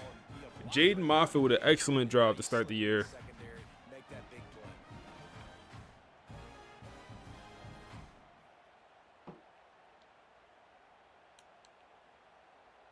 They get set for the point afters. We have the first score of the game. And he's got the extra point, and it's 7-0 to start this one. So that scoring drive took only 6 plays. You said funny you said that. That's why you went, Curry? Who won in the Heisman on this team? The quarterback. The quarterback is currently number 5 in the Heisman voting, and that's preseason. He said stay for Florida State for his whole career. Really disciplined job by the coverage unit to get down there and make the stop at the 19. The Volunteer offense is back, and they hope it's touchdown. Said if the best job becomes available, then yes. But you already won 2 natties. Big year for Zeke. Yeah, Zeke about the ball, man. Zeke might go for it. Yo, hold up. Keyshawn really learned how to tackle. I'm telling you, last year, man, he was getting mushed around. People just was running him smooth over. Hey, man, he is tackling. Ooh, overthrow. That's Benjamin Westerman. He's scared. He's scared to throw the ball to that side. Let's go press coverage. We don't have an amazing cornerback room this year. It's not bad by any means, but we lost Dallas Golden, and we didn't replace him with the same caliber corner. So we got to keep that in mind. That's beautiful coverage, and that's really a throwaway because, yeah, that really was a throwaway.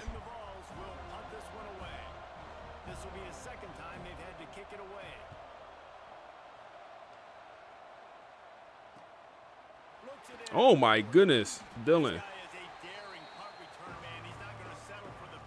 said only makes sense. You said only if it makes sense, leave. Okay. So you have a team to use. What team, bro?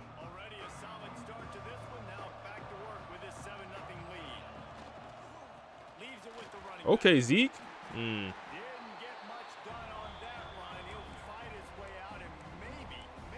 Do y'all boys have a player y'all most excited for this year, man? You know, y'all pretty much know most of the roster. Like, is there a player y'all most excited for? Maybe it's Dylan, the transfer from Alabama, who had 13. Hold up, let's get to Dylan right here, man. He had 1,300 yards last season with Alabama, double-digit touchdowns. He transfers over. Maybe it's D tackle Elijah Fields. I think I'm most excited for Elijah, and maybe I set myself up to be disappointed. Being excited for a D tackle, maybe not the best thing, but oh my goodness, that change of direction was crazy. How did we just run into Buddy, bro? I feel like that should have been first down. We'll go for it here on 4th down. He said Tennessee really a Big 12 school. Oh man. Go for it here. Sylvester. high ball, but the 6'5" receiver, you're going to struggle to overthrow a 6'5" receiver, man. If you do, we got to have a different conversation. We'll pick up the first down there. TB12 is going to be in the backfield here. Lined up like a receiver in the backfield. We're going to get it to him. TB, spin move. TB was supposed to work on the moves in the offseason, man.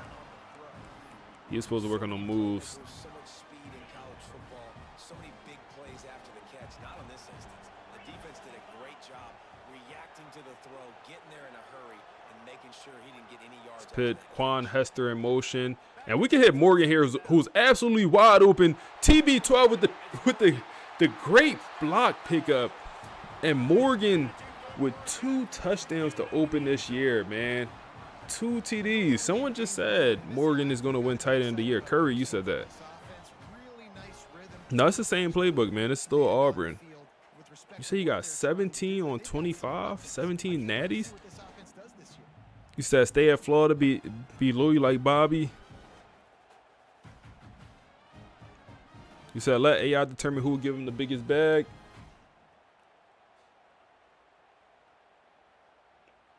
So Westerman running his route, man. Westerman, he trying to make a name for himself, bro. He's one of those guys where like the PFF grade, the player football focus grade is great, but he don't have the highlight plays. So he's not on everyone's radar, you know. He just don't have the highlight plays. I don't think he has an interception in his career. Part of that is because they don't throw it to his side. Ever since a true freshman he started day one, they don't throw it to him, bro. And when they do, it don't go for much. So he's really a guy that don't have like the highlights. He might not even have the stats, but his player football focus grade is going to be, you know, top notch. See here, they'll go pass. Oh yeah, whole defense. That was an emphasis to our DC when we did meetings, preseason meetings and postseason meetings. Hey, y'all biggest downfall is tackling, man. Y'all biggest downfall is tackling. It's gonna be a 3rd and 1 here. Who is Buddy? 3rd and 1. They probably gonna run it here. They go play action. We send a blitz. It's gonna be a high ball, and that's gonna be Frederick Vollington, first team All-American. And they're going to punt it. So you want to lead go to the Big Ten or SEC? I think that makes sense, man. The ACC is we definitely. I don't think Marcus Vale leaves for an ACC team.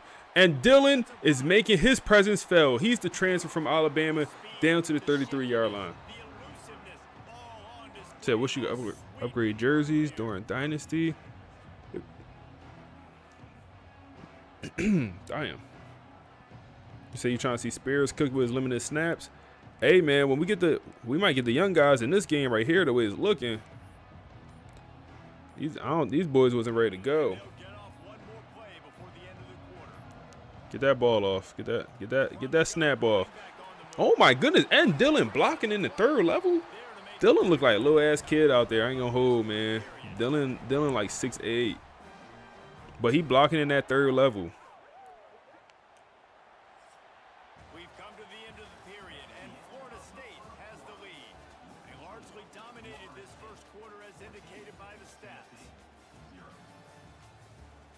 Team looking good, bro. The team looking good. That's going to be the end of the 1st. Now the challenge here, they've taken a punch, but they can't let it get out of hand as we start the 2nd. So that could be a big year for the run game. I could tell, man. These boys. It's like our O-line, we did return some O-linemen. Like, I mean, we had a couple guys go pro, but oh my goodness, Quan Hester. Oh yeah, the run game. Okay. Ooh, my fault, y'all boys. I know that was loud. I hit the mic at least twice the stream, man. Y'all know that. I hit the mic at least twice the stream. I feel bad for the people that had the AirPods in on noise cancellation. That probably sounds crazy. Got the AirPods on noise cancellation. I just hit the mic. And the lead balloons to 21. They got the ball in great Let's work, man. Let's work.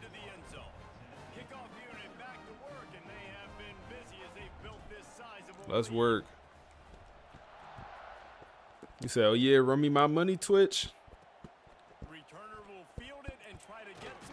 Hey man, the run game gonna bust like this. At the same time, I do want to get Jaden Moffitt a Heisman. At the same time, I do. You said, have you noticed more of the throw out of sack passes going straight to the defense for a pick? Hey, in my online dynasty, hey, that's like a 90% clip. Bro, I feel like most of that could have been that. I feel like most of my interceptions in the online dynasty, not most of them, probably like 3 of them, 2 or 3 of them has been that. I think it happened in the Florida game. I literally throw out a sack, have a guy wide open. Bro, Frederick Valentin, good tackle, boy. Send the dogs. Send the dogs, man. Send the dogs. Send the dogs. Send the dogs. Send the dogs. Hey, Benjamin, we're going to get you your first pick. I'm going to start clicking on, bro. I'm going to start clicking on and try to get some of these guys to pick, bro. I'm going to start clicking on, especially, yeah, I'm going to start clicking on. We're going to try to get some picks this season. Dylan returning kicks. I don't know. Should we keep it like this? Dylan might be the most elusive player on roster, so maybe he should return the kicks. Let's go run here, man. Or actually, we'll go pass. We'll go pass. Give to Dylan. Dylan, that's how we bumping? That's how we bumping, Dylan? Just that man broke the tackle at full speed. That was crazy. We'll go run here. Zeke, how we feeling, Zeke? How we feeling, Zeke? How we feeling, Zeke? Okay. Okay, all right. All right, he playing like a power back, bro. I ain't gonna hold you. That boy playing like he a real power back. That boy is playing like he a power back. Got the not the RPO. Damn, we could have hit. We low-key could have hit Morgan for his 3rd touchdown there. I think Morgan was coming wide open, actually. Go back to the pass here. And we have TB12 wide open, and he's going to get easy walking touchdown. That's 3 TDs for Jaden Moffitt, man. These boys ain't going to make it to the second half, bro. They ain't going to make it to the second half. Hey, what's going on here, man? What's going on here? What's going on here? What's going on here? This is one of them situations that, hey, this Florida State 2 years ago. No, not 2 years ago. Bad example. But there's always teams that start the year ranked and they end up being trash. Every year it happens. It happened with Florida State 2 years ago, though. But Florida State ended up winning that their first game against LSU. That two years ago when it was ranked and everyone thought it was going to be good. You could say Clemson last season. You can say a lot of teams last season that started ranked pretty high. They go screen. And, bro, look at the tackling, bro. Look at the tackling. I made an emphasis to work on tackling, and it's paying off so far. So, no, Dylan receiver, bro. He a receiver. Transfer from. He transferred from Alabama, the team we just beat in the Natty. Come on, where the pressure, man? We lost out on. We got a pocket passing quarterback, feeling good. He feeling good in the pocket, bro. Where the pressure, D-line? We got 4 stars on the D-line. Elijah Fields, R.J. Goodwin. Why is Jaden out there? Is somebody hurt? Don't get me wrong. Jaden a dog, but where's Ian? Why is my 99 overall defensive lineman not out there? RPO. Oh, yeah, we tackling. I don't know who 2-9 is, but he tackling too. They're going to go tuss push.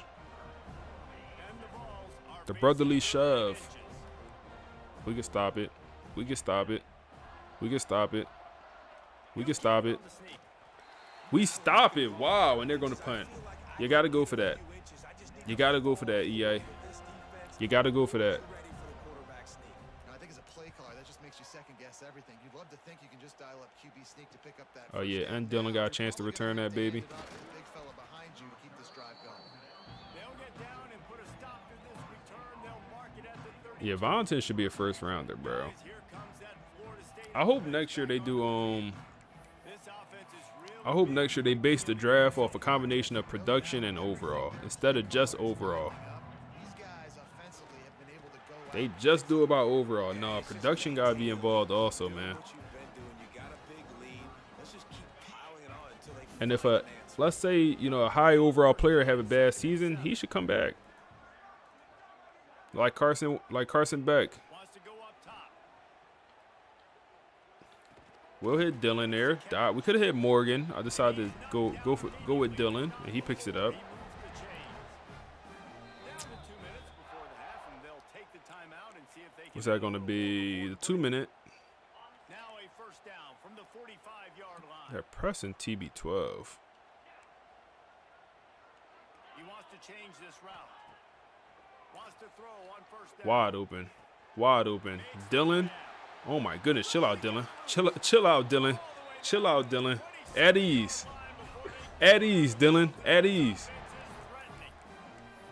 That's what's so scary about this offense. Come on. You got guys in the perimeter that can change the game in one single. Let's keep working. And you saw You say you're looking like Tyreek Hill? Hey, man. So we upgraded his speed tremendously during his offseason. Try to clear the picture. We definitely upgraded his speed a lot. We actually gonna get out the pocket. We don't do this too much with Jaden Moffitt. Slide here. Up. He wanted to take the hit. I think we had a dot. That's fine. We'll take the 5 yards. I think we definitely had a dot. They're pressing TB. They're pressing TB. They're pressing TB. Easy money. Easy money.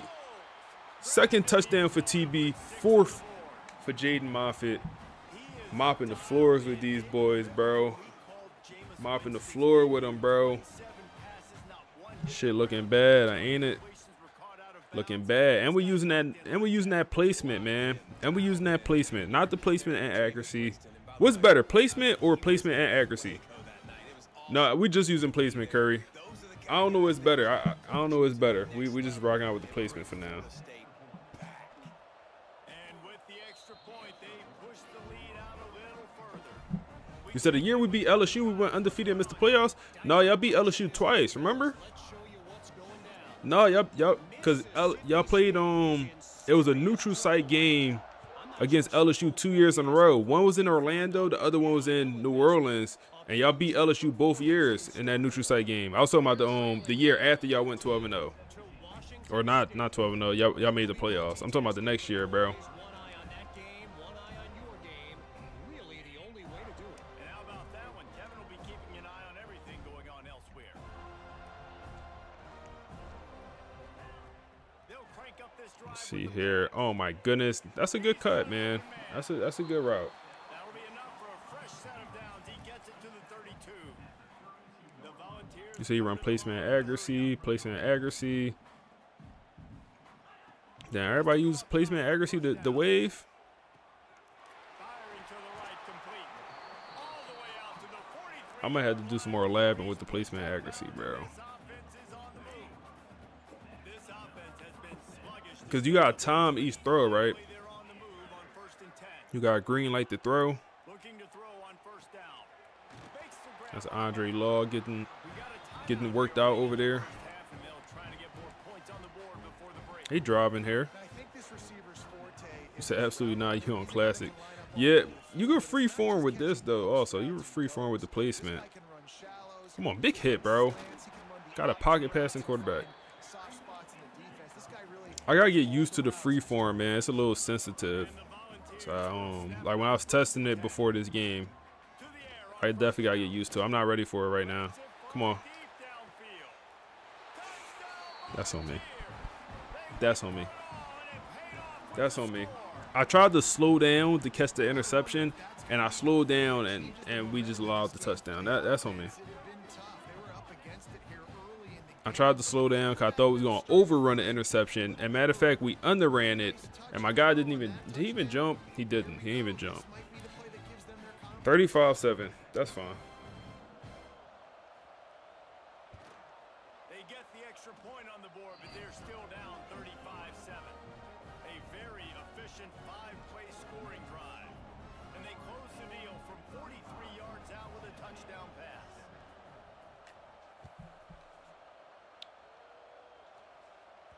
That ball scoots through the back of the end zone, and it'll be a touchback. All right, guys, here comes the Florida All right, come State on. We got plenty of time here to do something. Been outstanding here in this Plenty of first time here to half. do Might as well something. try for the knockout punch, David. Yeah, confidence has to be at an all-time high. Great first half. I'm going to get more, Palmer. Pressing. I'm not scared with the lead when I got the football late. Yeah, if it ain't broke, don't Oh fix my it. goodness, we had a touchdown. Who 2-8? I think it's my running back. We had a touchdown with the running back, bro.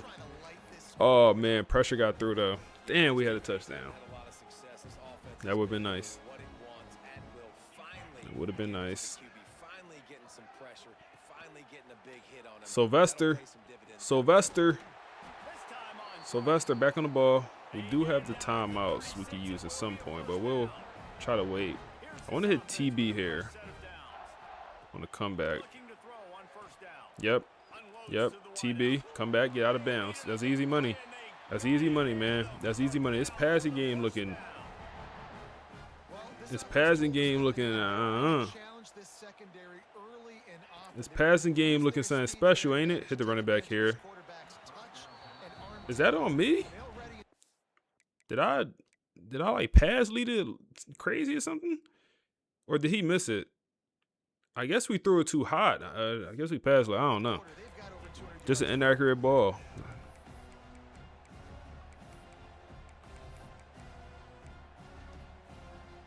So you liking this book? So we get to Dylan here. Yep. Yep. See, we get to Dylan here. It took some time. It took some time, but we got to Dylan. It took some time, man. Way to be patient in the pocket. Find an open target and then then unleash once you find it. You get a chunk of yards like that, now the defense is really on its heels. From the red zone, he's going to throw. Oh, Sylvester. I low-key thought we threw an interception for a second. For about half a second, I thought we was in trouble. Call back to the line here. We have time. We have time. Sylvester. Fight. We probably should use a timeout, but we won't just yet. We'll go run here, actually. We'll go run here. And now we got to use the timeout. All right, 9 seconds. We got a couple shots at the end zone here.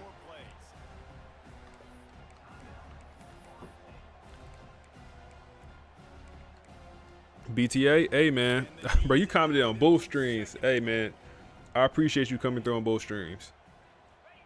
Let's see here. Go get it. Dylan is a dog.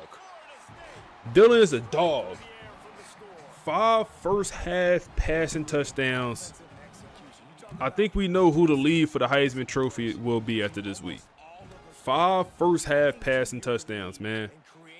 People placing their bets right now. They placing their bets right now. Right now, they placing their bets on Buddy to win the Heisman. They throwing the bets in right now. And the extra point just tacks a little bit more onto this huge. We get spirits in here, man. 76 yards on the drive for the touchdown. Kickoff unit on the field, and this defense will be called on to protect this lead.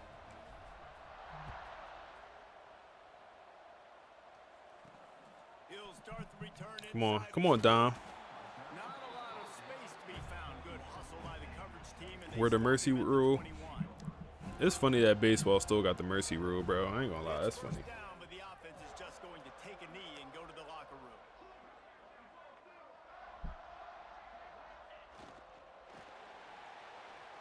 That's gonna wrap up the Do we? first half here, and now we join I feel like we should let the starting offense get one more drive out there in the third quarter.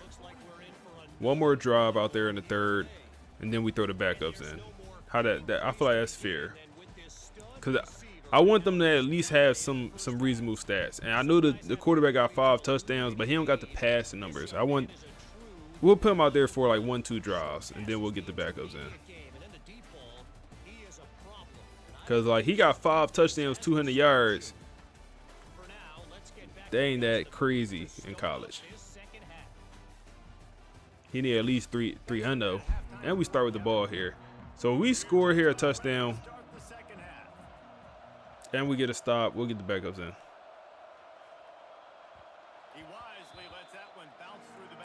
Get the young guys in here, see what they talking about. Let's go run here, man. This run game looking good, man.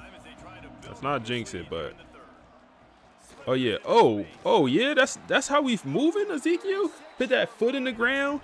He got a little Le'Veon Bell in him, man. He got a little bit of Le'Veon Bell in him. Just a little bit. He a little bit patient. I ain't gonna hold you. We ain't blocked there. He got a little bit of Le'Veon in him, bro. Not too much, but just a little. This is a little bit, a little sign. We go 5 wide here. Hey man, what y'all boys having for dinner tonight, man? What's on? What's for dinner tonight, y'all boys? Pick a solid 10 yards. I bring it up because I know I'm going Chick-fil-A for dinner tonight, man. I'm excited, man. I go like Chick-fil-A once a week. I just, you know, who don't like Chick-fil-A? But I eat Chick-fil-A like once a week. I always look forward to that day, man. Gonna go Chick-fil-A on them for dinner, man. I ain't cooking, man. I ain't cooking. I'm on stream, man. There was no question. It wouldn't have mattered if he was single covered, double covered, man zone. That's where he was going. I got and the big time playmaker outside. But y'all boys. So somebody put me on to this. So I like to go Chick-fil-A on them for once a week. But like you gotta find the healthy stuff that's still good at Chick-fil-A. It is possible. There's some healthier stuff. Man, you gotta get the lettuce wrap. You gotta go lettuce wrap on the sandwich, man. Yo, Dylan is cooking these boys. You gotta go lettuce wrap on the Chick-fil-A sandwich. So no bread, no bun. Go lettuce wrap on him. Lettuce wrap with the medium fry, no drink. Keep him healthy. As healthy as Chick-fil-A get, while it still tastes good. I'm not about to go lettuce wrap with the grilled sandwich. At that point, I might as well just go get lettuce wrap with the grilled chicken. I still gotta enjoy it. Oh my goodness, Quan Hester's second touchdown of the day. These boys stick a fork in them, bro.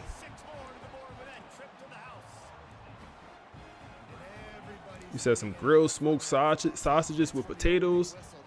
Hey, that sounds good, man. That's turkey sausage, right, bro? Ribeye and asparagus. Oh man, D-Lou eating good.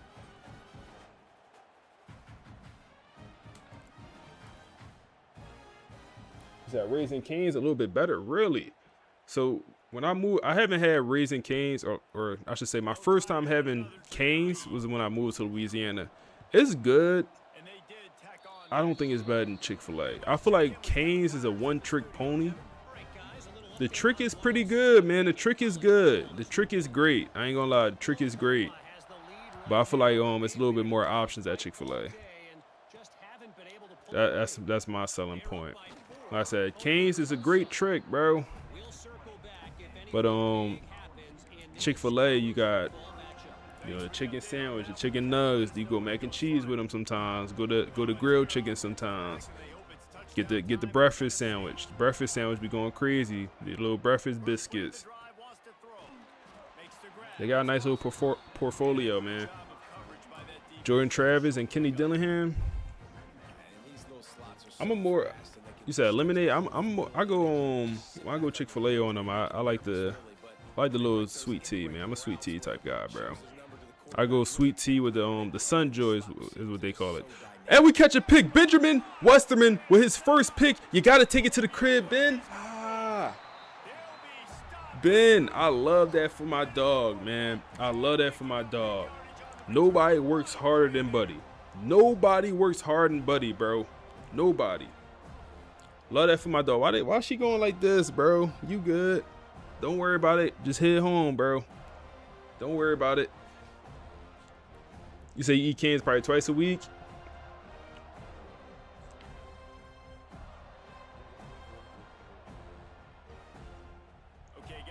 You say you got some food allergies. You almost go vegan. Hey man, the vegan food, don't sleep on vegan food, y'all. If you never had it. You said Chick-fil-A apps they giving out. Hey, Chick-fil-A got the best app out there, bro. I ain't gonna lie, it's the only app I got, but they got the best app. Now I got the Chipotle app. Chipotle app be mad stingy, bro. I ain't never get no free food from Chipotle, bro. Chick-fil-A app, stay showing love. I was like, oh, it's your birthday? Hold that. Oh, it's Tuesday? Hold that. Hold that free on meal. Ezekiel with a touchdown. Hey, pack these boys up, bro. Pack these boys up, bro. This thing getting gruesome.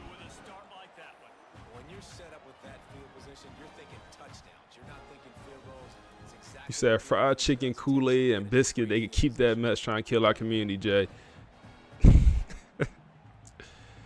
Nah, Chick-fil-A app do be showing love. Sweet tea with the lemonade hit. The only thing about it, bro, they don't. The sweet tea be warm, so if you get ice with it, the ice always melts super quick, man. The lemonade at least be cold. That's how you know I eat Chick-fil-A too much, man. I know the whole method. I said I go once a week on Chick-fil-A, once a week. But the sweet tea always be warm, so when you put the ice in it, it just melt, and then it just make it even more watery. So you gotta drink the iced tea within. You gotta drink the sweet tea within 10 minutes of receiving the beverage. If you wait more than 10 minutes, it's no longer a sweet tea. It's a watered down non-sweet tea. I think a non-sweet tea at that point. Once the ice hit it.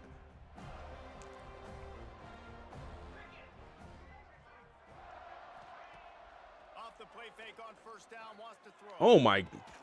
Frederick Valentin almost had a pick. That McDonald's app. See, man, I ain't eat McDonald's. I'm be honest. I remember the last time I ate McDonald's. It was back when I was living in New Haven, Connecticut. Back when I was living with the football coaches at the program I was with. We used to go out. Them boys used to. It was mandatory. Every night we went out, they had to get McDonald's afterwards. So every time we go out, we used to go to McDonald's and get fries. They spend like $2 on 2 large fries. So bro, I ain't had McDonald's in like that was what? Damn, I'm getting old. That was like 5 years ago. No, like 4.5 years ago.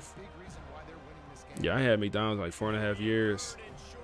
Bro, my only fast food right now is I got 3 fast foods I eat right now. Chick-fil-A, like I said, once a week. Chipotle once a week. Come on, intercept that.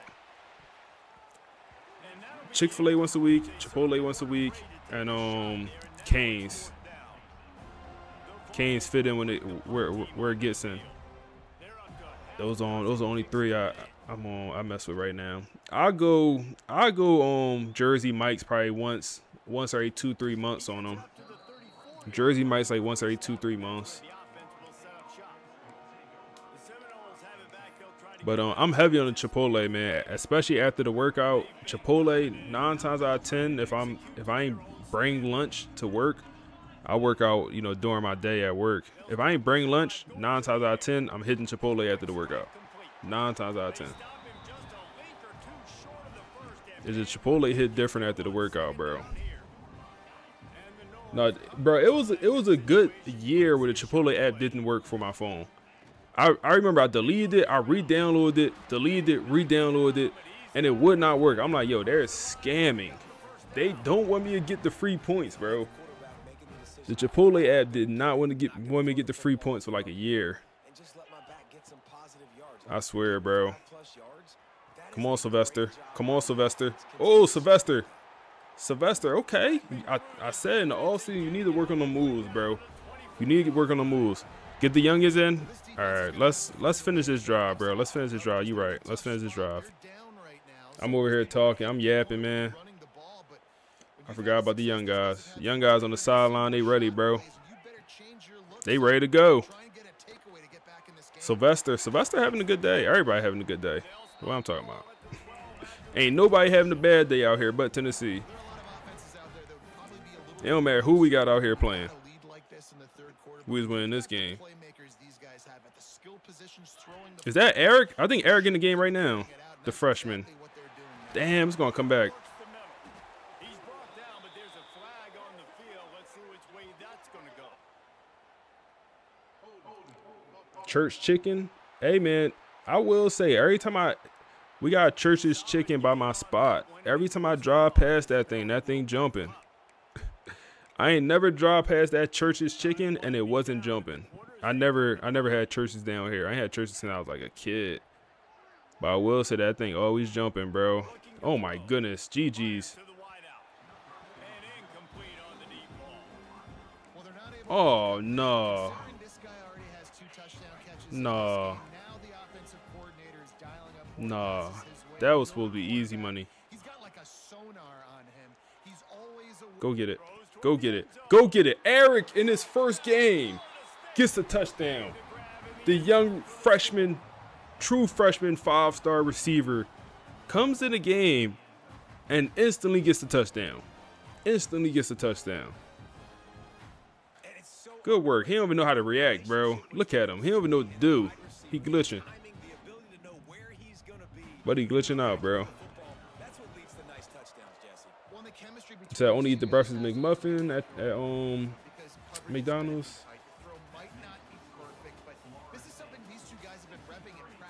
He said, Chipotle a top 5 food establishment. Hey, when I was at Temple, when I was at Temple in college, I was a manager at a Chipotle, man. I was running a Chipotle, bro. That's how I learned how to cook. Back in college, man. I was running a Chipotle. I worked at like 3 different Chipotles as a manager in college. While I was also, bro, I had a crazy college experience. I played college baseball while also working full time at Chipotle as a manager.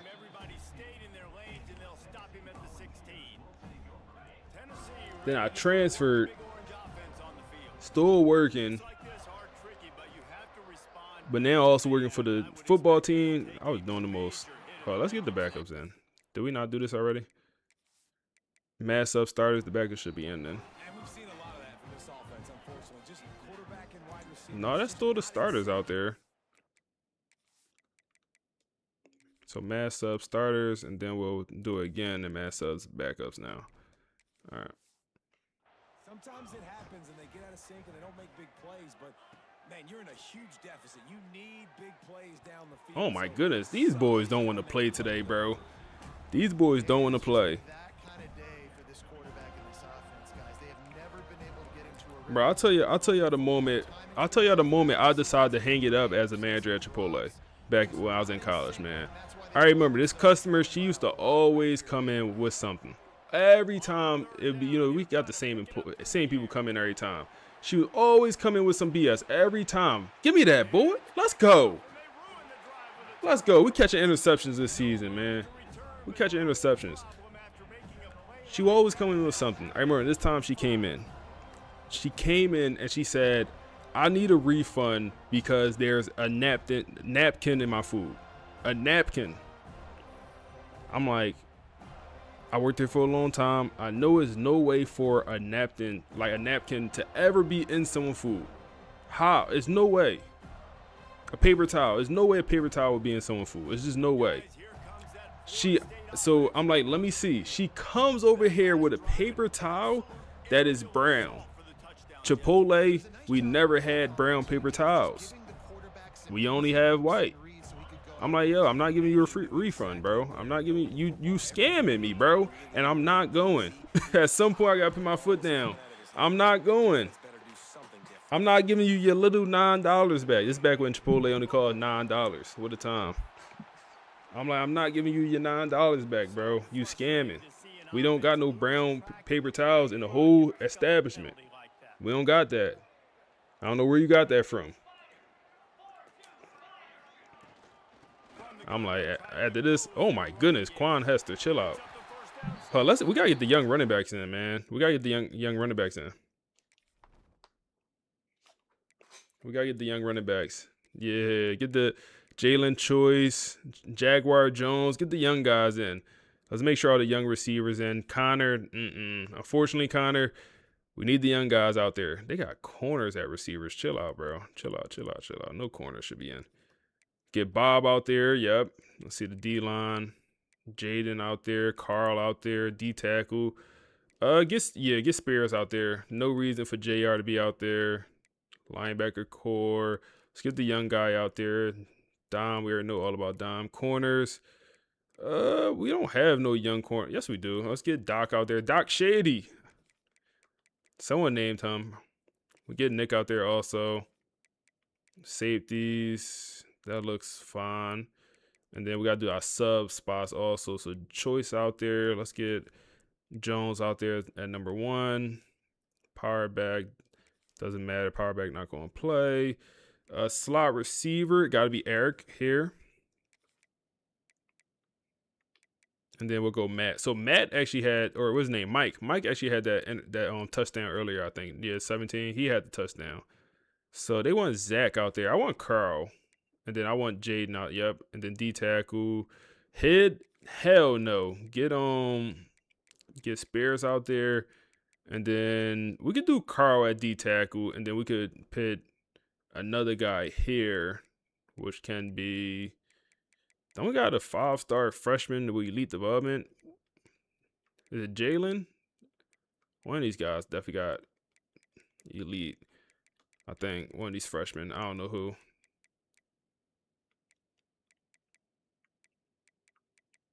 Let's throw just one of the freshmen. Let's throw Gio out there.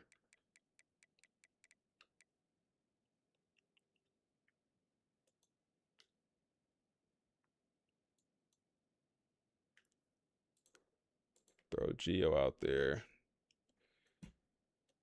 Did I do it? Okay, there we go. Hold up. I think we gotta do the slot corner also. We missed a couple. Slot corner. Yep, let's get somebody. It don't matter who. Somebody. One of these young guys. Not Darius. Let's get you. Sub linebacker. Young guys.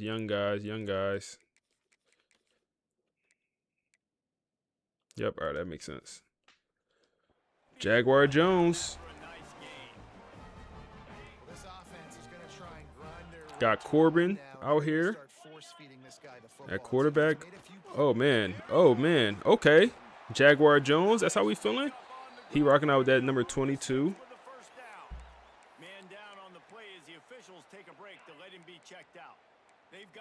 No, people really be trying to finesse, bro. And, you know, most of the time I was going. You know, I was never the type guy that I ain't care that much, bro. I ain't care that much. At the end of the day, it wasn't my cheese. But at the same time, you're not about to extort me. You feel me? Like, you're not about to extort me. You know, you could get off a couple times. You know, you get some free food. You know, I ain't tripping. You know, I'm laid back. Y'all know me on here. Is that a touchdown? Is that a touchdown? Is that a touchdown? Eric! Both the 5-star freshman receivers with a touchdown in this game, man. We going crazy. Bro, but like I said, I'm laid back. Like, if you trying to get your, you know, free meal, whatever, you don't got it, I ain't tripping. But you're not about to extort me. Like, you're not about to think just you know, you feel me? Y'all feel me, bro. Y'all know where I'm coming from. I don't gotta explain no more. Lining up for the PAT. And with that extra point, the lead remains in the gargantuan category. He says, oh man, Curry, I just peeped what you said. This one nasty, bro. I ain't never. Listen, this is the nastiest game we played yet. This is the nasty game we played yet, boys. This is a nasty game. Let me give y'all the cheese right now. Let me give y'all the cheese back right now, bro. Before I'm gonna forget. Let me give y'all the cheese back right now. This thing over.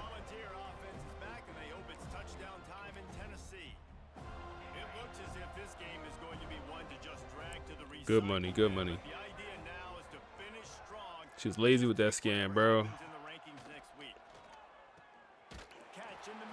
The craziest part about that one, like, she had called over the phone, bro. That's how it started. She called over the phone. So like she asked to speak to a manager, so they get me on the phone. What Drake said that you asked to see the manager, so they sent me, dog. It's like, nah, that's not even a flex. but she called over the phone and I'm listening. She like, if you don't believe me, I could bring it in. I'm like, bring it. I'm like, bring it in, because I don't believe you. I ain't say I don't believe you, but I told her, I'm like, bring it in, you know, and you know, I'll give you a refund if, you know, if it's legit. It was a burrito, by the way. Burrito with a paper towel in it. I ain't going for that, bro. Made her drive back to the store. She drove back to the store and get no refund, bro.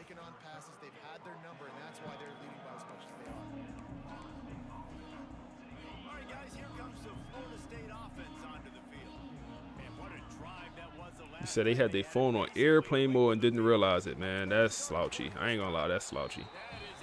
There's some things in life like that's slouchy, bro. That's some slouch work, bro. That's some slouch work. I ain't gonna hold you. Yeah, bro. Paper towel, bro. Working at Chipotle. Hold up. Come on, Bob. Come on, Bob the Builder. That's Bob the Builder, bro. The true freshman receiver we moved over to tight end. But the reason I still eat Chipotle so much, I feel like that says a lot about how clean the food is there. Cause like I feel like a lot of people that worked at like a restaurant, they be like, oh, I'd never eat there. Oh, I'd never eat there. Because they know like the horror story. They know the behind the scenes. But like Chipotle is actually one of the restaurants where it's like, no, the food is actually mad fresh. Like every day, or not every day food comes in. That's what I was about to say. Every other day there's a new order of food. So like every day new every other day new avocados coming in, new chicken, new everything is coming in every other day. So 3 days out the week they're getting fresh food. And also that's fresh vegetables. Like everything is like super fresh there. It's like that's one of the only fast food spots where like you could truly make it healthy. It's like McDonald's, in my opinion, you could never make McDonald's healthy. But no, depending on what you get a healthy meal at Chick-fil-A. Or not Chick-fil-A. Not Chick-fil-A. Chipotle, I mean. Oh yeah, these boys, easy pickings, bro. These boys, easy pickings. They easy pickings, bro. How we 10x they score?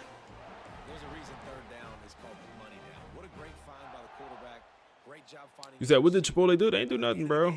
She ain't report me or nothing. I mean, I was a manager. She ain't like report me to corporate or anything, or at least I don't think she did.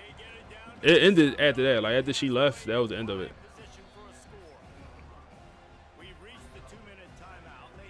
I was in college, bro, so I wasn't. You feel me? It wasn't like I absolutely like need the job for my livelihood. You know, I was in college. It was a part-time gig for me. Jaguar Jones, the 5-star freshman running backs, gets into the end zone. Massacre. Yeah, a lot of spots be nasty, not washing their hands. 100%, man. Like, you have no choice but to wash your hands at Chipotle. You have no choice. Like, it's a lot of rules to where like I truly felt like I said, I haven't worked in another restaurant. That's the only restaurant I ever worked at, so I don't know how other places do it. But like, even if you take your gloves off, you're supposed to wash your hands before you put new gloves on every single time. Cause like when you take your gloves off, you know, it's like you just always, you know, obviously everyone don't, you know, do everything they're supposed to, but I was the manager. I was the chill manager, of course. But at the same time, it's some stuff I'm not going for, bro. You're not about to be dirty in here, bro. You ain't about to do that. Bro, I remember they sent me to a new store. I took over a new store, right? So they sent me to a new store. This store had some issues, so that's why they sent me there. Like, I was a solid manager. Like, I'm pretty stern. They sent me to this other store that was having some issues. They didn't have a GM. A GM is the general manager. So they ain't have no true leadership. So they sent me there just to like help manage it. And I remember my first day there, there was another manager. I made him cry the first day, bro. I'm like, yo, nah. I literally had Buddy crying, bro. But I feel I ain't even say nothing crazy, nothing. Buddy started crying on me. Cause he was, like I said, some things as a manager like I'm not going for, bro. And one of them, I'm not going for undercooked chicken. I'm just not going for that. That could kill somebody. I'm not going for that. You before you take that chicken off the grill, you checking the temperature of it. I don't care how you do it at your crib, but at the establishment, before you take that chicken off the grill, you taking the temperature, bro. And he ain't want to take temperature of it.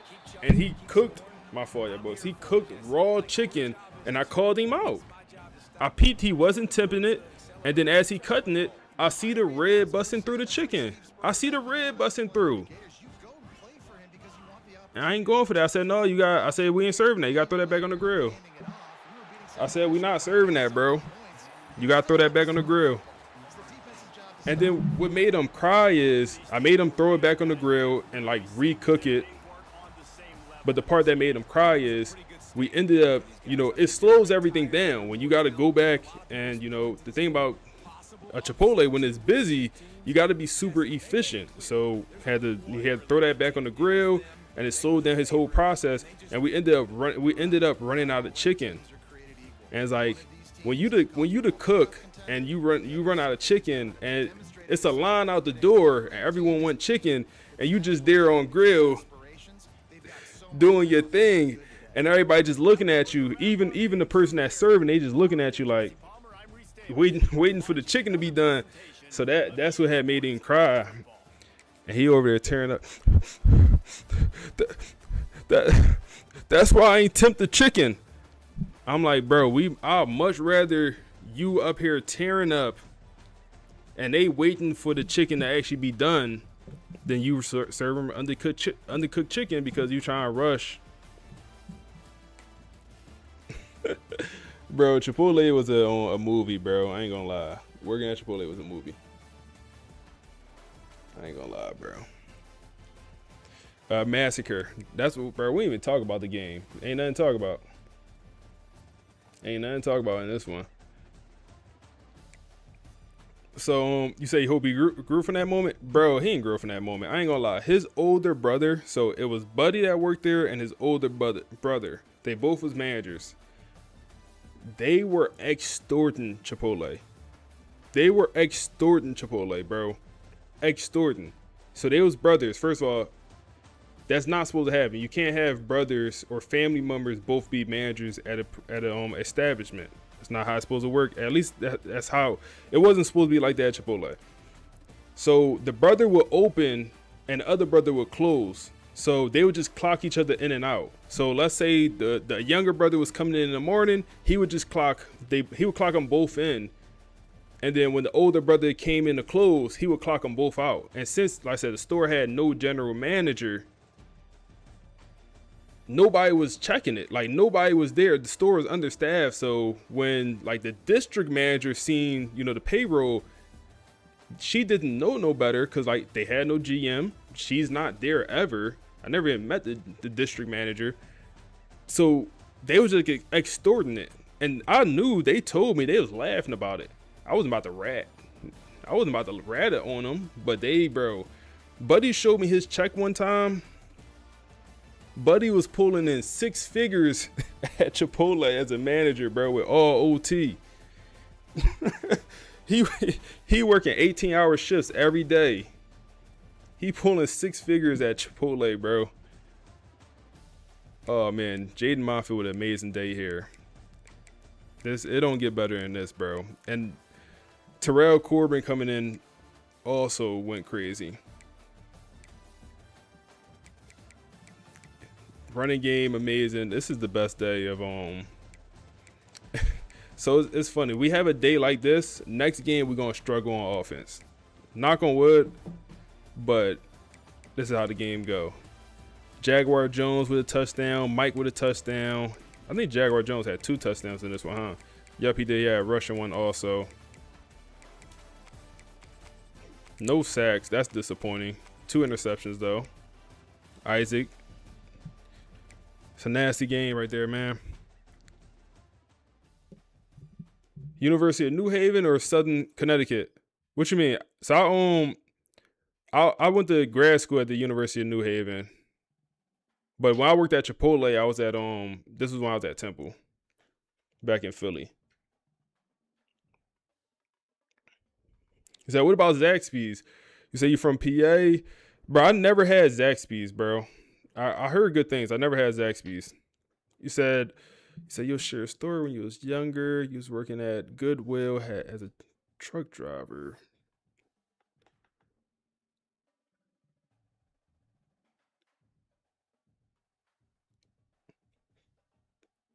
Oh, man, TB.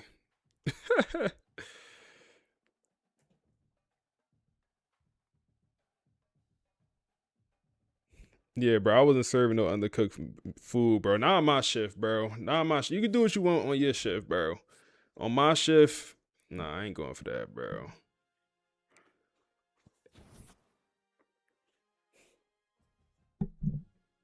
Hey, man, everybody like the stream, man. Yeah, you right, man. Everybody like the stream. I appreciate y'all boys being here in here. Let me pin that. Let me pin that, man. We got one more game in us. We got one more game in us, man. We got one more game in us. Let's we never finished off the podcast. No, we did finish off the podcast from last game. We did. I'm tripping. Let's check recruiting real quick.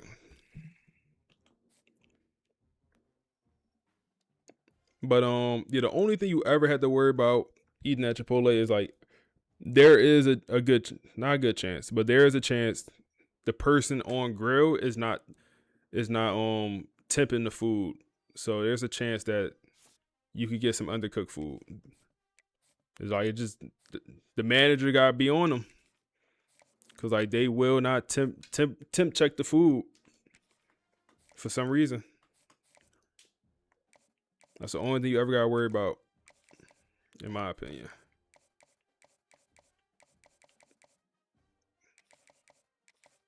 Just don't ever eat Chipotle with the lights off, bro. Don't ever eat that thing with the lights off, bro. We on. All right, that right there. You can also throw them on a visit.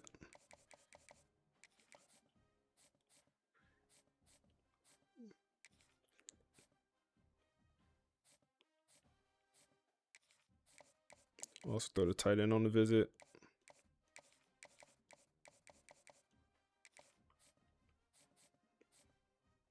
Also could throw Buddy on the visit. Oh, we don't got the hours.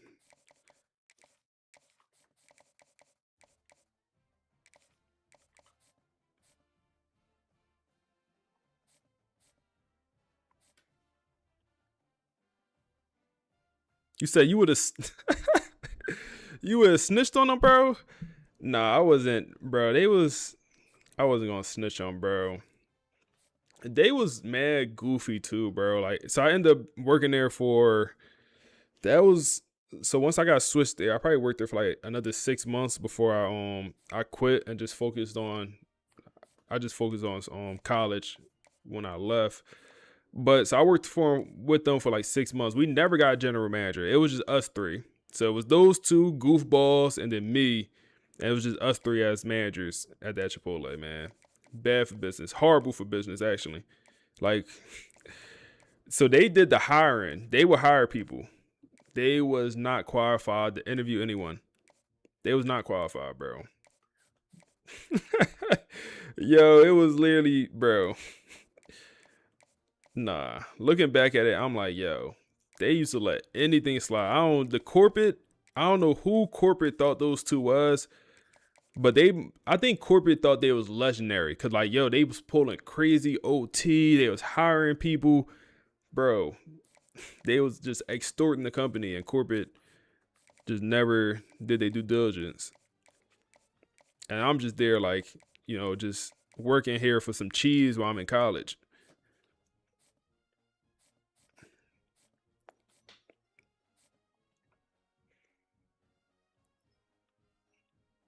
Recruiting looking good though, man. We looking solid.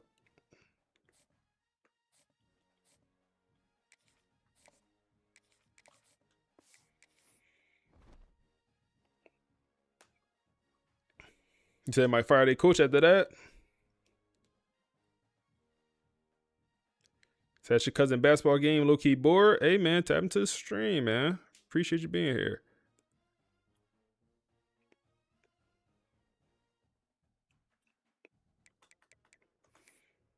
Yeah, man. That Chipotle was cooked. And it's funny because like every Chipotle is not the same, bro. Like, and maybe that's obvious, but a Chipotle on a college campus, especially a campus like Temple, like LSU, or like any popular college, that Chipotle is very challenging to work at. Compared to a Chipotle in the suburbs, easiest job in the world. So I went from a Chipotle in the suburbs, which was super easy, to a Chipotle in essentially like a mall location, which is like extremely busy. And so this Chipotle was in like a mall location, not inside the mall, like outside the mall, but like still in like a very popular, busy area. So that thing was jumping like Jordan. I remember we ran out of chicken one day, like completely no chicken in the store. We ran out of bowls. I think this one made the customers the maddest, bro. We ran out of bowls. So like, the actual bowl where the paper bowl, we literally ran out of bowls. So if you wanted a bowl, we could put it in the lid, the aluminum foil part, which was super ghetto. It was like, oh, you want a bowl? We only got the lids. You either take this burrito or you take the bowl and the lid. Bro. And when you had no GM, bro, and the two weirdos, I'm called weirdos. They was weird, bro. The two weirdos, they was doing our orders. All right, let's look at this Notre Dame roster, man. Oh man, Notre Dame went off these first 2 weeks. Oh, they ain't go that crazy. 484 yards, 5 touchdowns, and 126 rushing. That's pretty good. First 2 games. They don't have, we'll see who they played, but they ranked number 19. 99 overall roster here. This is a good team, man. Carl is a Heisman Trophy guy, and he has 6 touchdowns in 2 games, averaging over 100 yards as well.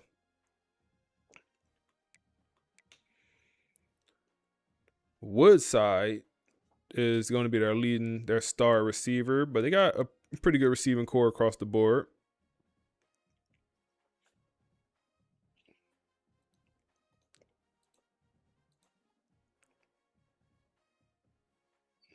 Tight end, good vertical threat tight end. No left guards. They got a solid O-line though. Left end. So I'm thinking about last game. It just popped in my head. They receiving, or their secondary was horrible last game. Maybe that's part of the reason we just went that crazy passing the ball. But they have a good D-line. Good D-line here. Very good D-line. Oh, yeah. Across the board. Okay. This game ain't going to be the same as last game, man. I'll tell you that for sure. Oh, yeah. Okay. And they got a star corner, 99 speed, bump and run guy. Oh, man. And they got a star safety. Okay. Box specialist safety with 96 speed. That can't be good. Let's see who they beat these first 2 games. Seemed like they dominated.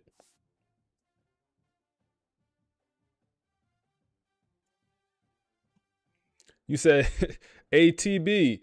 So for me, it's like, so I thought about it. Like, I know they was extorting Chipotle. And they offered. They was like, hey, do you want me to clock you in too? And they was willing to clock me in on days I wasn't even working. Bro, they was willing to clock me in on days I wasn't even working. They was like, yo, if you want me to extort the system for you, we'll do it. Like, ain't nothing for us. And I ended up saying no. I'm like, for me, it's like,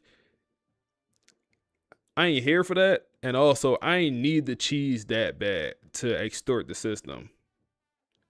And also, I feel like I got honor. I feel like I'm an honorable guy. So I end up saying no. I end up saying no. Looking back, I don't think they ever got in no trouble for it. So, looking back, I could have did it. But I'm an honorable guy, man. I'm an honorable guy. At least I think I am.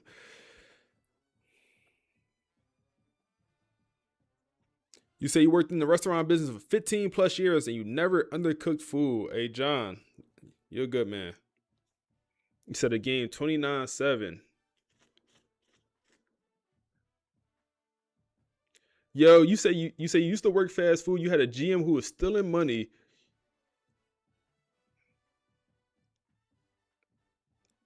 Hey, so I worked for Chipotle probably 3 years total while I was in college. Yeah, 3 years total. My from freshman year to junior year, I worked at Chipotle. I have a story where one of our general managers was stealing money from the store and he got promoted. This buddy literally got promoted. You say you finally caught a stream. I appreciate you coming by, my guy. We talking about my Chipotle horror stories back when I worked there in college. Let's start this game up. I'm gonna use the bathroom, and we're gonna get into this game, man. Let's get into this game.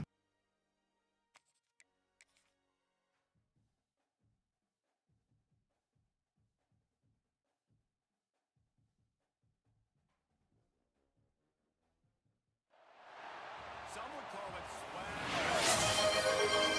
Call it being a diva. But when you're good, it's not bragging. And elite wide receivers and the confidence they exude often permeates an entire team, and we're going to see a couple of examples of that in this one.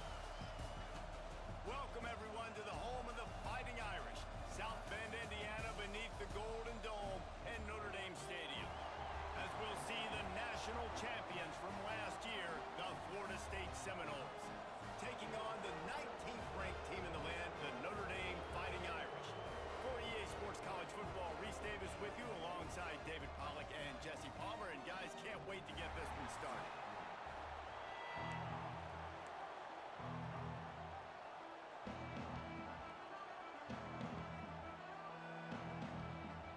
Notre Dame lining up to kick off and get this one started.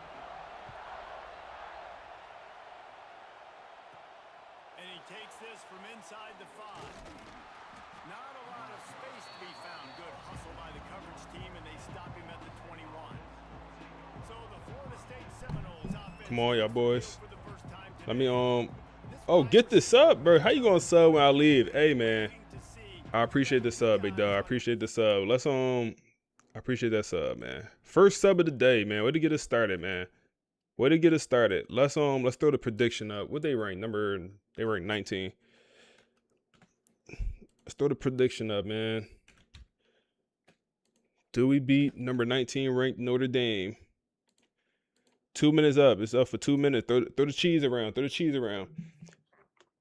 Hey, T Rich. Hey, T Rich, you been here all the time, man. You get the right person to sub too.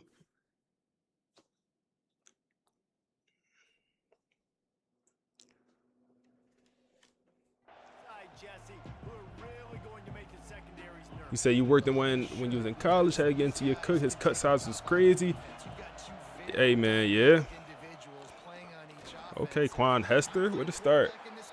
Yeah, man, Chipotle was on, bro. That's pretty strict, bro.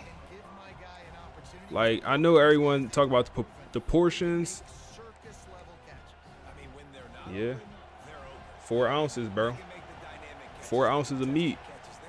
No diddy. That's all you get, bro. 4 ounces of protein. Come on, Morgan. Good work.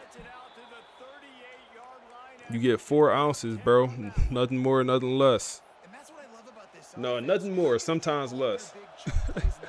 Sometimes less, bro. Catch me on a bad day, you might get 3 ounces, bro. I ain't gonna lie to you. You might get 3 ounces of protein. We might have had Morgan there. He's brought down quickly. Minimal gain there. Still a bit short of the first down. He said, Dynasty goated. Hey, I appreciate you, big dog. I appreciate you coming through. Let's go run here. All right, they're not going to understand. Get it off. Come on. Get it off. Running back out the backfield. Ezekiel, he don't have no. Damn, Zeke, you hurt already. Zeke will come out the game. Banged up. We'll go run here. Quan Hester back. Zeke, he'll return. You say you had a manager at Dollar Tree who would eat the food right out the shelf and not pay.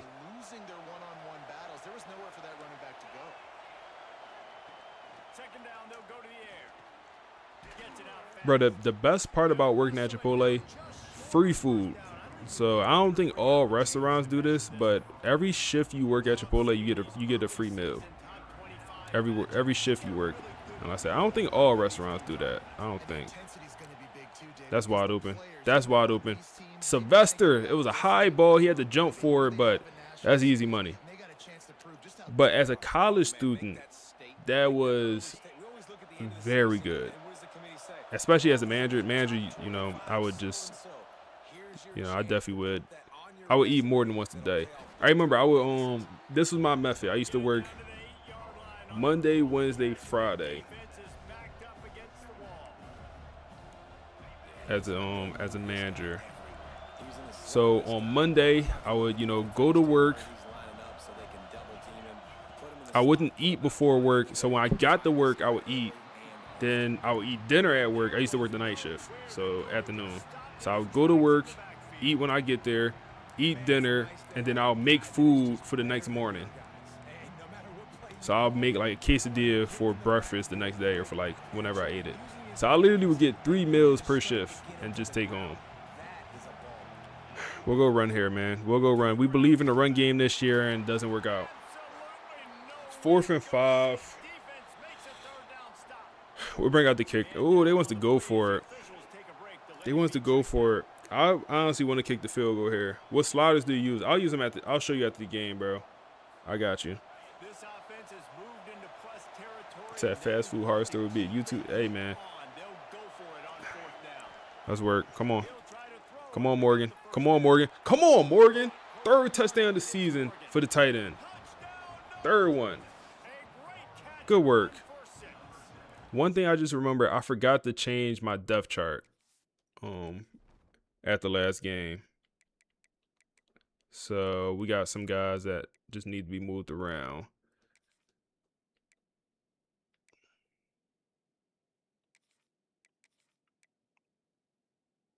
Like, yeah, you shouldn't be out there. Ian should be out there. Yep. Receiver.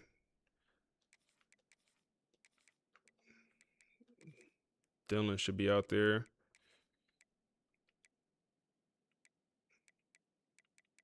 All right, I think that makes sense. I think that's how we want it. Yep.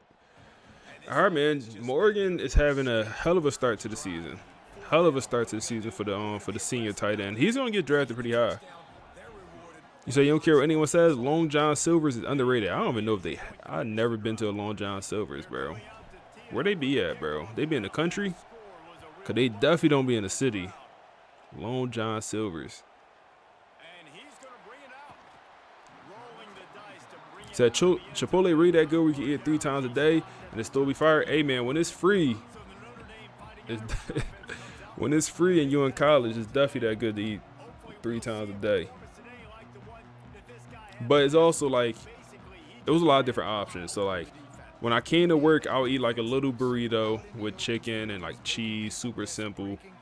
Then for dinner, I would have like an actual bowl. And then for what I'll take home for the next day would be like a quesadilla. So I'll be eating like 3 different things, if that makes sense. 3 different options.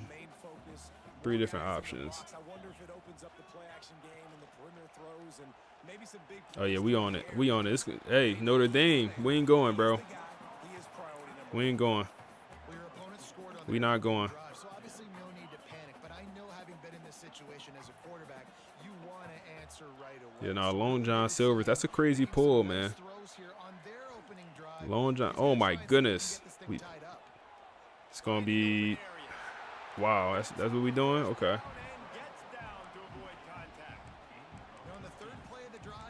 Broken tackle, first down. No, I don't think I ain't never lived near ocean, bro. I lived in Philly. No ocean in Philly. We got the Schuylkill River, if y'all know what that is, bro. Who he feeling like? We got the Schuylkill River, which is a body of water you don't even want to smell. Oh man, you don't even want to smell that. Then I lived in Connecticut. I think it's a beach in Connecticut. It wasn't one close to where I lived. And then I live in Louisiana now, which also don't have anything. Shazam!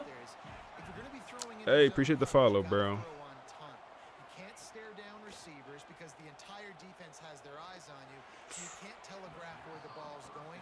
You've got Good to coverage. the very last possible second.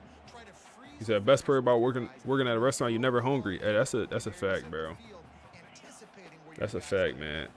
I used to show love, man. If you knew me, bro, I used to slide through the Chipotle. Free eats on me every time, bro. These quarterbacks struggling this season. Free eats on me every time, bro. Every time. Every time. Every day at Chipotle, they're slotted to give away. Pressure! J.R. Goodwin, the transfer. Speed rushing D tackle. First sack of the year comes from J.R., man. Let's work. Let's work, J.R. Let's work. But Send out the punt unit. The punter going to get his first work of the afternoon. No fair catches here. oh man, somebody came through with the sub. Somebody came through with the sub. 10 points. Hey, I appreciate you, bro. I appreciate you with the Prime sub, man. Y'all go ahead and use y'all Amazon Prime subs, man. I know all y'all boys in here got Amazon, and y'all don't use y'all Amazon Prime subs. Support the channel. I appreciate y'all boys. Ezekiel back in the game. We'll see if we get it to it. Damn, bro, they on it.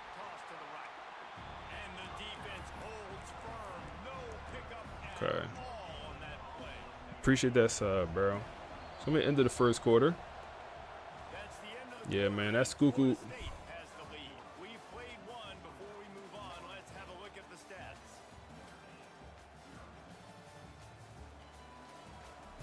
Yeah, man. But like every Chipotle have like I think it's like $75 in comp money. So like Chipotle actually plans for in their budget for them to give away $75 a day. And most days we would not give away anywhere near that. So that's like if refunds or like, you do it to try. Can we dot that? But that's like maybe you'll make someone day. Like someone just mentioned, oh, it's my birthday. You give them free food. So like they actually have that in their budget every single day. And every day we would never hit that. We would rarely ever hit the $75 threshold.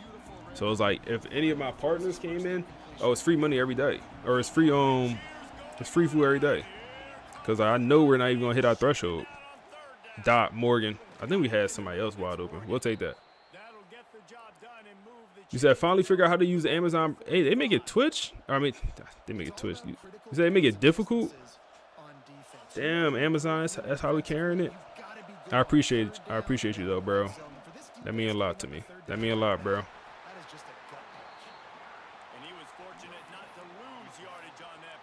The reason we've been streaming so often is because y'all been showing so much love with the subs, with the viewerships.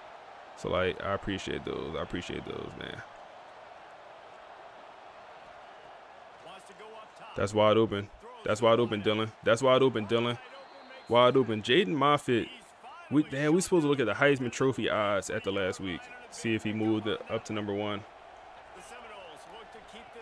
Put Quan Hester in motion, and he's going to get tackled in the backfield. The defense wouldn't let him loose, and even though it's a completion, they lost yardage. Love the awareness by the defense here. They're trying to get the running back the ball in space, but the defense was expecting it. They had guys in position. They located the football, and they went and gang tackled. To the air on Oh, yeah. Give us a good ball. Oh, I thought we had a dot. That should have been TD. One-on-one coverage with Dillon and a linebacker, bro. A little bit overthrown. I wonder, is that on me? Is that my fault? Is that bad placement?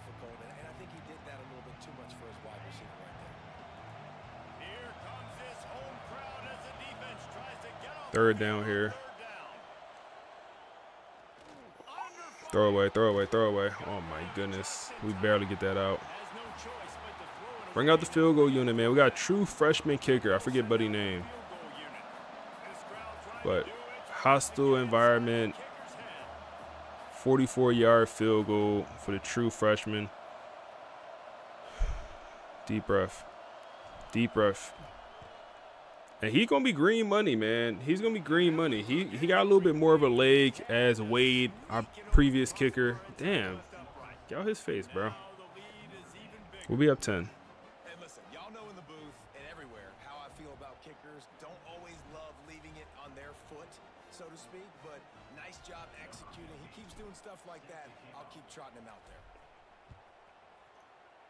there. Nah, Chipotle horror stories, man. Here he comes from inside his own 5. The only finesse I did at Chipotle, and it's not even really a finesse, y'all.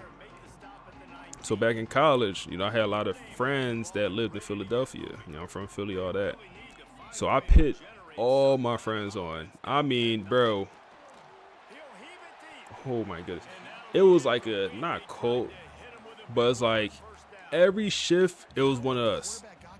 I think we had 9 people. Imagine 9 people from one friend group all working at a Chipotle. All brothers. Oh my goodness. That's a good option. That's good work. That's good work. I can't even hate.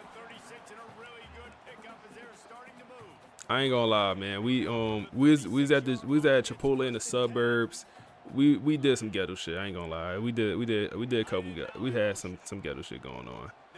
Depending who the manager was, my one homie would bring a speaker, and he had the speaker in the back of the Chipotle, and it was like a legit speaker, one of the ones where like when it's on full blast, it's dumping. So depending who the manager was, you walk in the Chipotle, you enter the door, you might just hear some Lil Uzi Vert playing. You might. It was a possibility you hear some Lil Uzi Vert, or you hear some G Herbo. I like the play call on offense. I like you trying to get the running back involved in the pass game too. Defense was ready for that one. Let's see what you got dialed up on third. All right, come on, y'all. 3rd and 2 here. Get a stop. We send a blitz here. Oh my goodness, what's wrong with the CPU this year? J.R. Goodwin is gonna be hurt. Bro, we made some small changes to the sliders, but nothing to the accuracy. I feel like the accuracy is struggling through these 2 games, and they're gonna go for it. They're a couple of yards short of the first down, but the offense will stay out there. They accuracies are struggling, and he's gonna go quarterback run. And look at Ian, the 99 overall. He caught 99 on for a reason, because he had 99 overall, and he gets the stop. Buddy tried to reach that ball out.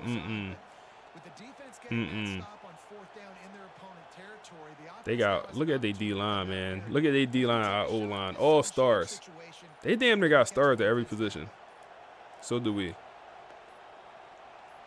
Bro, I didn't even press X yet, and we jumped.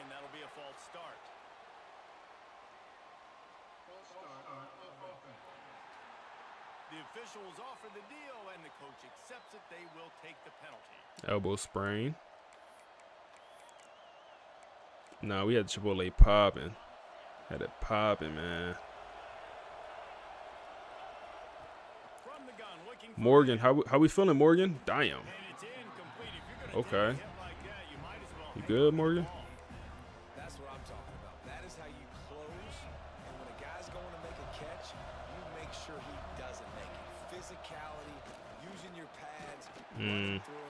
Third and 11.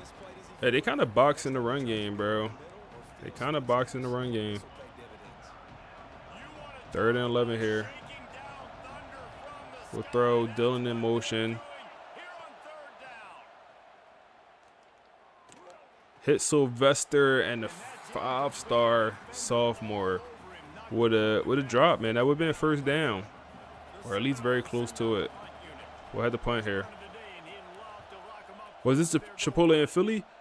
This one was like right outside of Philly, in the suburb of Philadelphia. It was in a town called, where was this? Fort Washington, which is like 10 minutes outside of Philly. It was in a suburb. So the reason we all worked there because we knew that location was super easy. So we all had to drive like 40 minutes to work, but it was way better to work at this. Oh my goodness, that's a pick six. Oh man. It was way better to work at this Chipotle in the suburbs than to work at Chipotle in Philly. I remember, bro, one time they sent me to work at this Chipotle in Philly. And they asked me, I was like, I don't want to do it. And they was like, hey, this is when I was like about to become a manager. They was like, hey, we know you about to become a manager. Like, bro, this could be a good look. Like, I can vouch for you, go do this. I'm like, and the reason they called me is like they're extremely understaffed at a very popular location in Philly. I'm like, all right, I'll do it. This is the worst day I ever had. This is the worst day I ever had at Chipotle. This is the worst shift I ever had at Chipotle, bro. Bagged. Where we going? That's Elijah Fields. You say you a leader of men, bro? I appreciate you, bro. Bro, this is the worst day I ever had at Chipotle, man. When they sent me to this Chipotle in it's on Bala Kenwood. If anyone from Philly in here, y'all know what Bala Kenwood is. It's a very bad location, or maybe not bad location. It's not great, but I wouldn't say very bad. But just know this: they had a security guard at the door at Chipotle.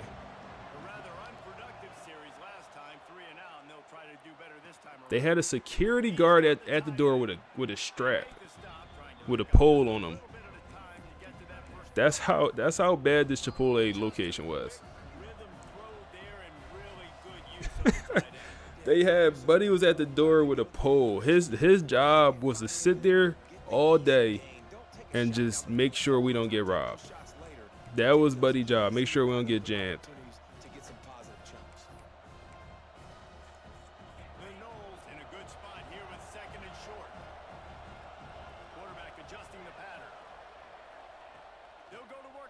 I'm like, what happened in the past for this to be required? Hold up, mind you, you could not even come inside this Chipotle. You could not come inside.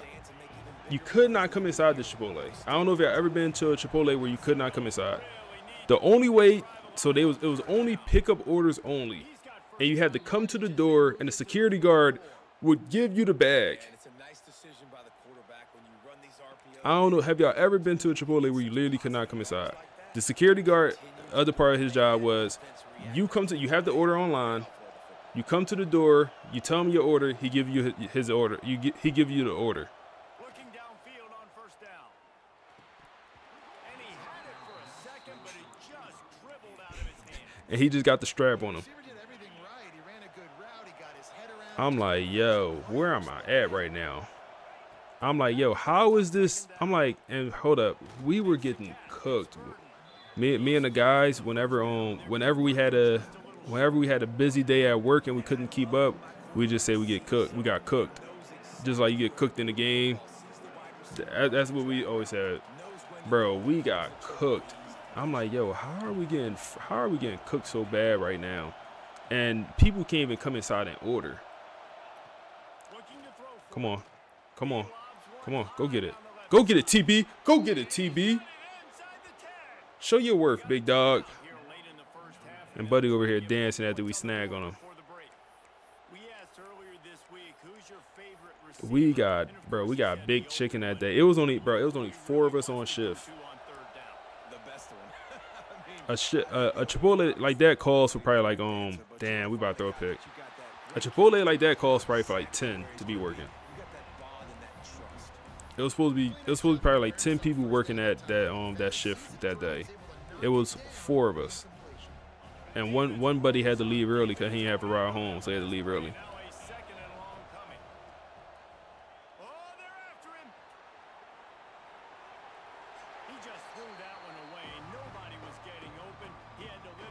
You said it's like the Walmart. Nah, bro, that Chipotle was different, bro. I'm like, and that's when I realized, hey, it's levels to the Chipotle shit, man. It's levels to this. I'm like, it's truly levels to the Chipotle. Like, I'm happy. Oh my goodness, dealing with the drop. Bring out the kicker. I'm like, it's truly levels to the Chipotle shit. And we missed, bro. Rushed it. Wow.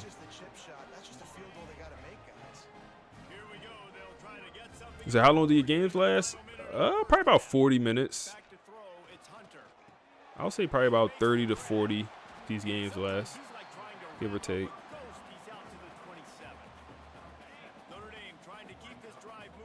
Said Chipotle were at the Pulses. Hey, Thomas Bugeye, the reason they didn't want to move, bro, that Chipotle. Oh my goodness, Benjamin Westerman with 2 picks in 2 weeks, the only picks of his career. Okay, what I say in the preseason, I said we got to figure out how to get Benjamin more flash. He's a great player. He's a great guy on Player Football Focus, but the eye test, I mean, not even the eye test, the numbers don't look crazy because they don't throw the ball his way. Well, he's changing that this season. Now, we need to figure out how to run the ball today. This is bad. Defense balling, though. But Thomas Bugeye, the reason they didn't want to move that Chipotle, it made so much cheese. Like the Chipotle I worked at, I was originally a manager at, I think we brought in like 7,000 a day, which is not crazy, but like we brought in like 7,000 a day. This Chipotle in Bala Kenwood in the trenches, it was bringing in like 21 a day from what I remember. Or that day I worked, I think we brought in 21,000. Cause like at the end of the night, you gotta do the, the cheese, you gotta do the you gotta account for all the cheese, and you gotta enter how much you made that day into the database. And when I see, I'm like, yo, we just pulled in 21 bands. I'm like, that's why they don't care to pay the pole man. That's what he called him, the pole man. They don't care to pay the pole man at the door. This Chipotle doing 3 times as much as my Chipotle. So even if they do get robbed once a month, they bring in too much cheese to get rid of them. Something special and some energy, but it's going to start with this offense here executing at a high level. Back to throw, it's Hunter. Yo, the CPU bugging, bro. Why is the accuracy so bad? We changed. What did we change? We changed the catching. We might have to change it back, bro. 3rd and 13. Go get it. Go get it, Andre Law. Wow. Wow. Wow. Wow. Wow, that's why I don't click on, bro. That's why I don't click on. It's like, bro, what was that? That was crazy. Look at this shit. Look at this. He just Tim Tebow, bro. He just Tim Tebow. 10-7. 10-7.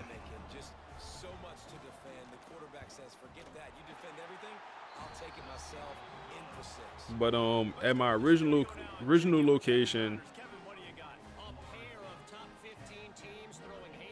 we so our GM, she had got pregnant, so she went out. So she was out, and like our store was really good for, like, it was a small store that didn't make that much money, so they would send like almost like prototypes, like people that they thought had potential, but they wanted to give them a test run. So we got this buddy who was an apprentice, is what they called them. Like when they're, you know, can we throw this? We cannot. So he was training to be a GM. So Buddy came over. Weirdo. In Philly, we call him Turkey. He was a cold turkey, bro. Turkey, black guy. So like I said, all my homies work there. It's like 9 of us, all at this one location. He come in. Turkey. We like Buddy weird, bro. He hitting on the ladies. He running this place. He hitting on the ladies in there. We like, come, yo, Dylan, what you good? What's that about, Dylan? You dropped the couple already. You can't drop the open ones too. Hey, momentum is a real thing in this game, man. Don't ever let anyone tell you momentum is not a thing. Momentum is a thing in this game.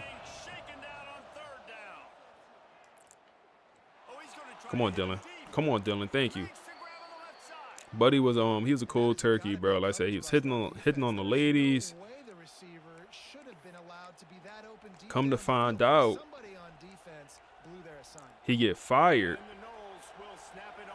or we thought he got fired. We ain't know what happened. Come to find out, we think he got fired because we come to work one day and it's somebody else. It's a new person. We like, what happened to the last buddy? So the new person tell us like exactly what happened, and they probably wasn't supposed to. You know, you supposed to. If you ever worked at a company, when someone get, you know, when a situation happened, you're not supposed to really talk about it, but the new person told us. So Buddy was stealing cheese. So in the office at the Chipotle, it's a camera. So like when you count the money, you know, Chipotle could look at you to make sure you're not stealing. So he tried to test the system, and he would take the money. It's the safe underneath. He would take the money from the safe. He'll put some money under the keyboard. You know, it's a computer. He'll put money under the keyboard, and then at the end of the night, he was slipping the money in his pocket and dipping out. He got caught. And then this was really like a life lesson for me. And it made me realize it's so many politics in the workplace. So he got caught stealing, and his punishment was they gave him a store. So like I said, he was an apprentice training to be a general manager at our store, and he got caught stealing, and his punishment was they made him a GM and they gave him his own store.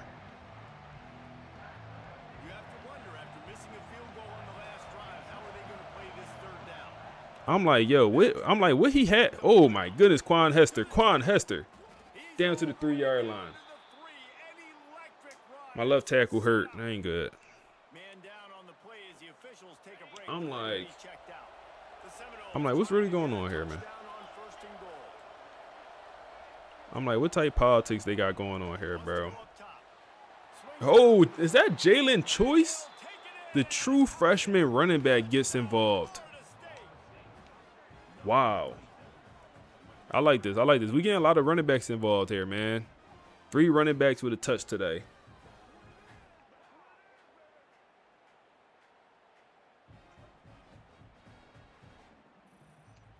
But yeah, they gave Buddy his own store. And we was all like, what, bro? Like, we like, yo, Buddy is a weirdo. He's not even good at his job. Like, he's super cocky. He hitting on the ladies, trying to get everybody a ride home, even though they drove to work. You trying to get ladies a ride home, and she drove to work, and you know that? Come on, bro. What we doing, bro? What we doing, bro? Punishment, new store, promotion. They say you need a change of scenery.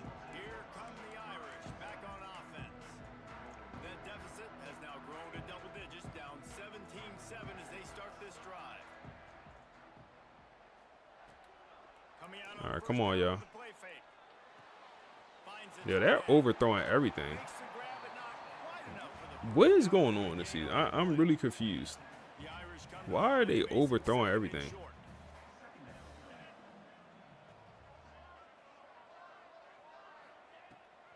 play action fake.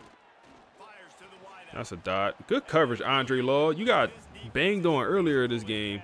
Fight back, man. This offense hasn't been able to generate a lot of points in this one. Here in the third quarter, And like I knew it wasn't rumors because like he tried to recruit me to the new store at one point. He reached out to me and was like, you know, do you want to transfer to his store? I'm like, bro, did you think we had a good relationship? Like that's on me if I if I made you think we was cool. That's on me. And it's so hard. My room for error is so small when I'm a defensive line. Like, I got to get off the ball as fast as I can and try to get some form of penetration. Just stop that ball from going north-south. 2nd and 8 here. And they give up the first down. We already got one interception. They go screen. Keyshawn getting. They doing that to Keyshawn today, man. That stuff happen all the time. Yeah, bro, it's mad politics, bro. So where the sacks coming from this year? I don't know, bro. So far, the only person with a sack is D tackle J.R. Goodwin transfer. I don't know, man. I was hoping Ian would step up. Clark, I mean, all these guys. I mean, we returned 3 of our starters on the D line. We only got 1 new starter, and that's J.R. Yo, they are bugging. I'm gonna revert the sliders back because this ain't supposed to be happening like this. It's like, yo, how do you change one thing and it affects another thing? Like changing the interception slider. Why is that making them play so much worse accuracy wise? Like, are they just, I don't know, are they scared to throw interceptions down? Like, the accuracy sliders up there? It's really a science to the sliders, bro. You can't just change them. It's really a science to him.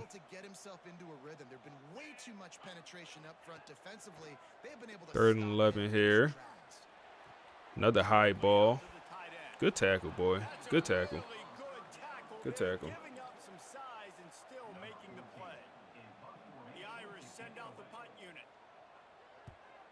Oh my goodness, what was that?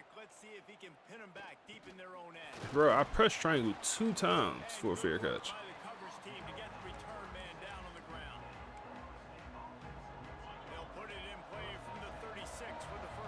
All right, man. Chick-fil-A closes in. Bro, where's my starting running backs? That's Jaguar Jones still in the game. Good run for him, but where's my starting running backs? 4s, man. 4s up. 4s up, man. We didn't even have to do the 4s last game because we cooked them so bad.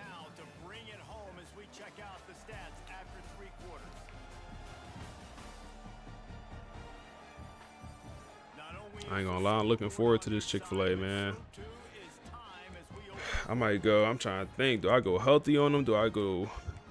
I don't even know.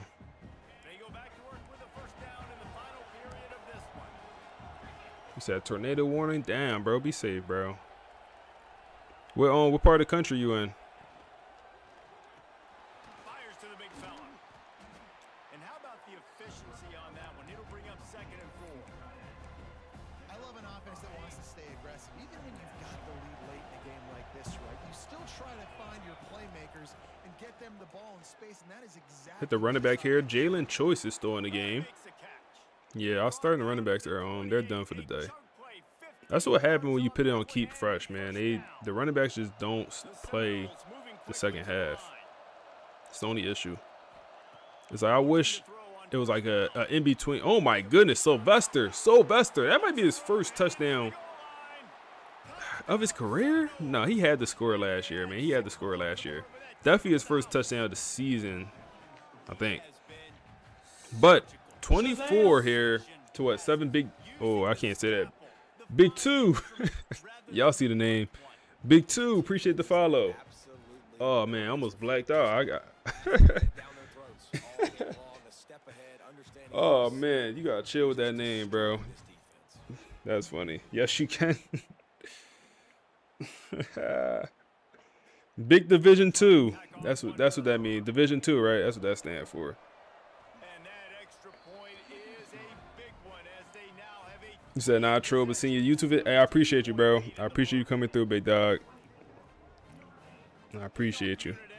And they throw an ad right on you. Damn.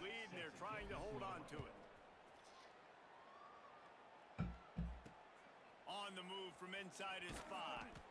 Nice job by the kickoff team. Everybody stayed in their lanes, and they'll stop him at the 16.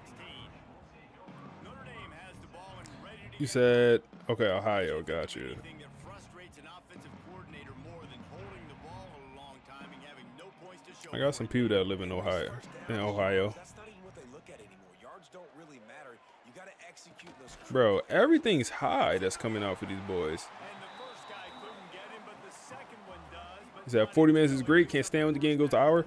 Yeah, man, I feel like we found a good balance. When we first started this series, we did 6-minute quarters. And it was just a little bit too short. We wasn't picking up enough stats. I think one game literally was like 7-3. And the offense was bad, but also like it just wasn't enough time. So the 8 minutes have been a pretty good balance. Like we still put up somewhat realistic stat lines. Like we still could throw for 400 yards. We could rush for 200 yards if we ran the ball enough. But let's get out of this. No, we'll stay with it. We'll stay in it. Yo, they're bugging. And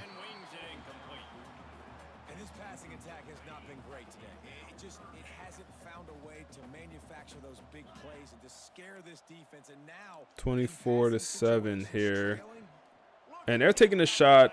Benjamin Westerman. Oh my goodness. Patrick with the interception. Benjamin Westerman tried to catch his second one of the day. Hey, yeah, we're gonna put the sliders back, bro. I don't know what happened, bro. and DBs are trying to do this. Pad them stats, get the INT. You said L ass. on the option. Bro, we're not running that play ever again. Didn't get anybody on that. Bro, like I said, I don't know what happened. Yeah, we're gonna put them sliders right back. Cause they got the CPU playing crazy. I'm put True Clock on, man. I need to leave the crib within 15 minutes from this current moment to make sure I get the Chick-fil-A before they close up on me. Mind to start this drive. Here comes 2nd and 13. I need to leave the crib within 15 minutes from right now. I'll be honest with y'all. The good thing about Canes though is they're open later. That's the good thing about Canes. All right, 3rd and 7 here. Can we take a shot here? They're pressing. We could take that. Dylan, it's gonna come back on the hold. He's brought down, but there's a flag on the field. Let's see what the call is. Yeah, I appreciate you, TB.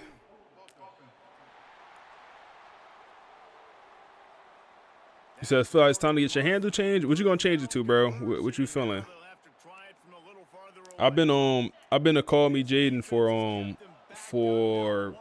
bro. That's a good topic. Y'all original username, like whether it was whatever platform. Damn, we gotta throw it away.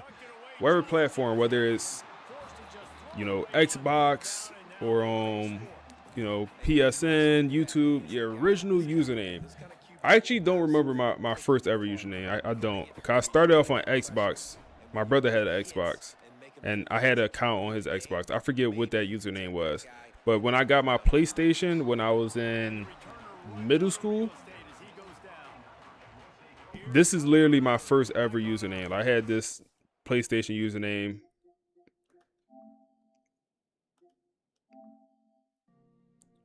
Call Me Jaden.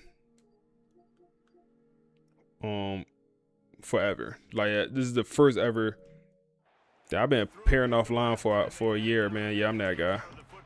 I've been pairing offline for a year. I'm that guy. I am. I'm hiding. Coach, what's up, Coach? How we feeling, bro? Bro, they are bugging. He said Marcus Vale slider scandal. Oh man. This guy still has not thrown a touchdown pass. They thought coming into this game they were going to have tons of success throwing it, but you got to give the defense credit. They watched the film. They've been mixing up their looks defensively, trying to confuse this quarterback. And again, on that last deep shot, big hit. So you do it because your game stay on. It's funny because like a couple of my friends, like one friend. I think he had 3 years being offline. He been appearing offline for 3 years. He be on the game every day. He been appearing offline for 3 years. It was funny at one point. Like I'm like, yo, who you hiding from? Who you hiding from? And then yeah, I'm the same way now.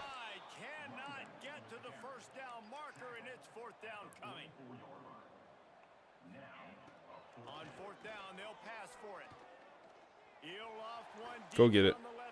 Go get it. Go get it. Who is that? That's not Frederick Valentin. Who is that? Oh, Dakota. The transfer. Hey, pack these boys up, man. You said I could DoorDash to Chick-fil-A? Hey, man, that's going to hit for 50 bones, bro.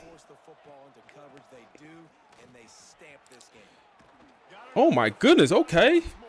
So, I don't think I ever DoorDash Chick-fil-A. I always, I'll DoorDash other stuff. I'm more of a,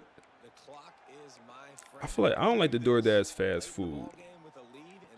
If that makes, like, I'd rather DoorDash, like, Chinese food, which is, I guess, still considered fast food, but, like, I'd rather DoorDash, like, an actual restaurant that makes sense.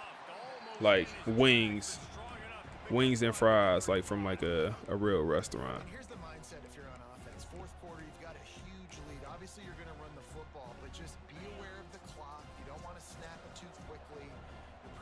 I don't know. That's good coverage. DoorDash do be taxing, bro. They need their cheese. And then you still got to throw the tip on him. No, whoa, no diddy. No diddy. Whoa. You still got to tip the dasher. Dot. That's caught. It's Morgan. And he's to the 48-yard line. That'll be good enough for a first down. We've reached the 2-minute timeout, and the clock is definitely on their side. They'll just try to run. Bro, you said be spamming you 2K invites. Bro, they still be spamming me the 2K invites, bro. Like, I'm sure if any of y'all watch my YouTube video, you'll see in some of the videos, like, I'll just get somebody sent me all these 2K invites. If y'all really watch my videos, y'all seen that before, bro.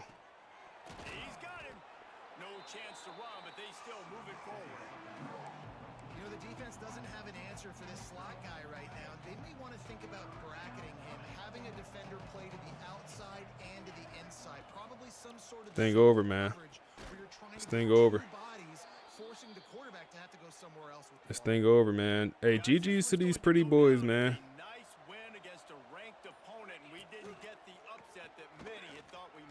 GG's to these pretty boys, bro. Hey, Curry, I appreciate you, big dog. Sick, I watched Pitt. Hey, man. Speaking of that, I do need a show, bro. I need a TV show, man. I need a new TV show to watch, man. I've been watching. I ain't been watching nothing, actually. I need a new TV show, man. We going to talk about that next stream. Y'all going to put me on to something. Jaden Moffitt, good game for the big dog, man. Yeah, man. You said, yeah, if you could pick it up, yeah. That's why I'm just about to pick this up, Zach.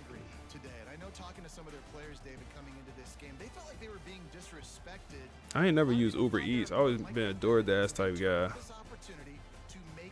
How you feel about 2K College coming out? Hey, man, I'm hyped, bro. I haven't decided if I'm gonna make a whole new YouTube channel or if I'm gonna do the 2K do the 2K content, college basketball on this channel. I'll probably just make a whole new YouTube. Good game for Jaden Moffitt. Running numbers, I thought it was better than this. Ain't terrible, but I thought it was a little bit better. Brotherhood, receiving numbers. Okay, so Sylvester leading the way. Okay, big dog. 1 sack for JR, and then we had 3 interceptions today, man. 3 interceptions today.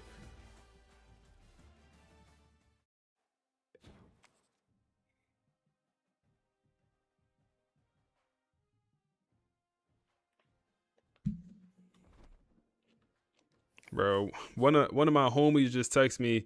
He rage bait me. How you lose to Florida, man? Man, trying to rage bait me, bro. I ain't responding to that, man. Sean, if you watch, I ain't responding, bro. You trying to rage bait me. All right, man. Number 5. We're still number 5 at the 2. Yo, they rage bait me. Yo, all right. I mean, everyone else won also, I guess. But come on, we just beat 2 ranked teams. I don't know. Man. But we're going to hop off, man. We're going to hop off. I appreciate y'all boys, man. Y'all boys have a good evening. And we'll be back this weekend. We will be back this weekend, man. Y'all boys have a good evening. WWW.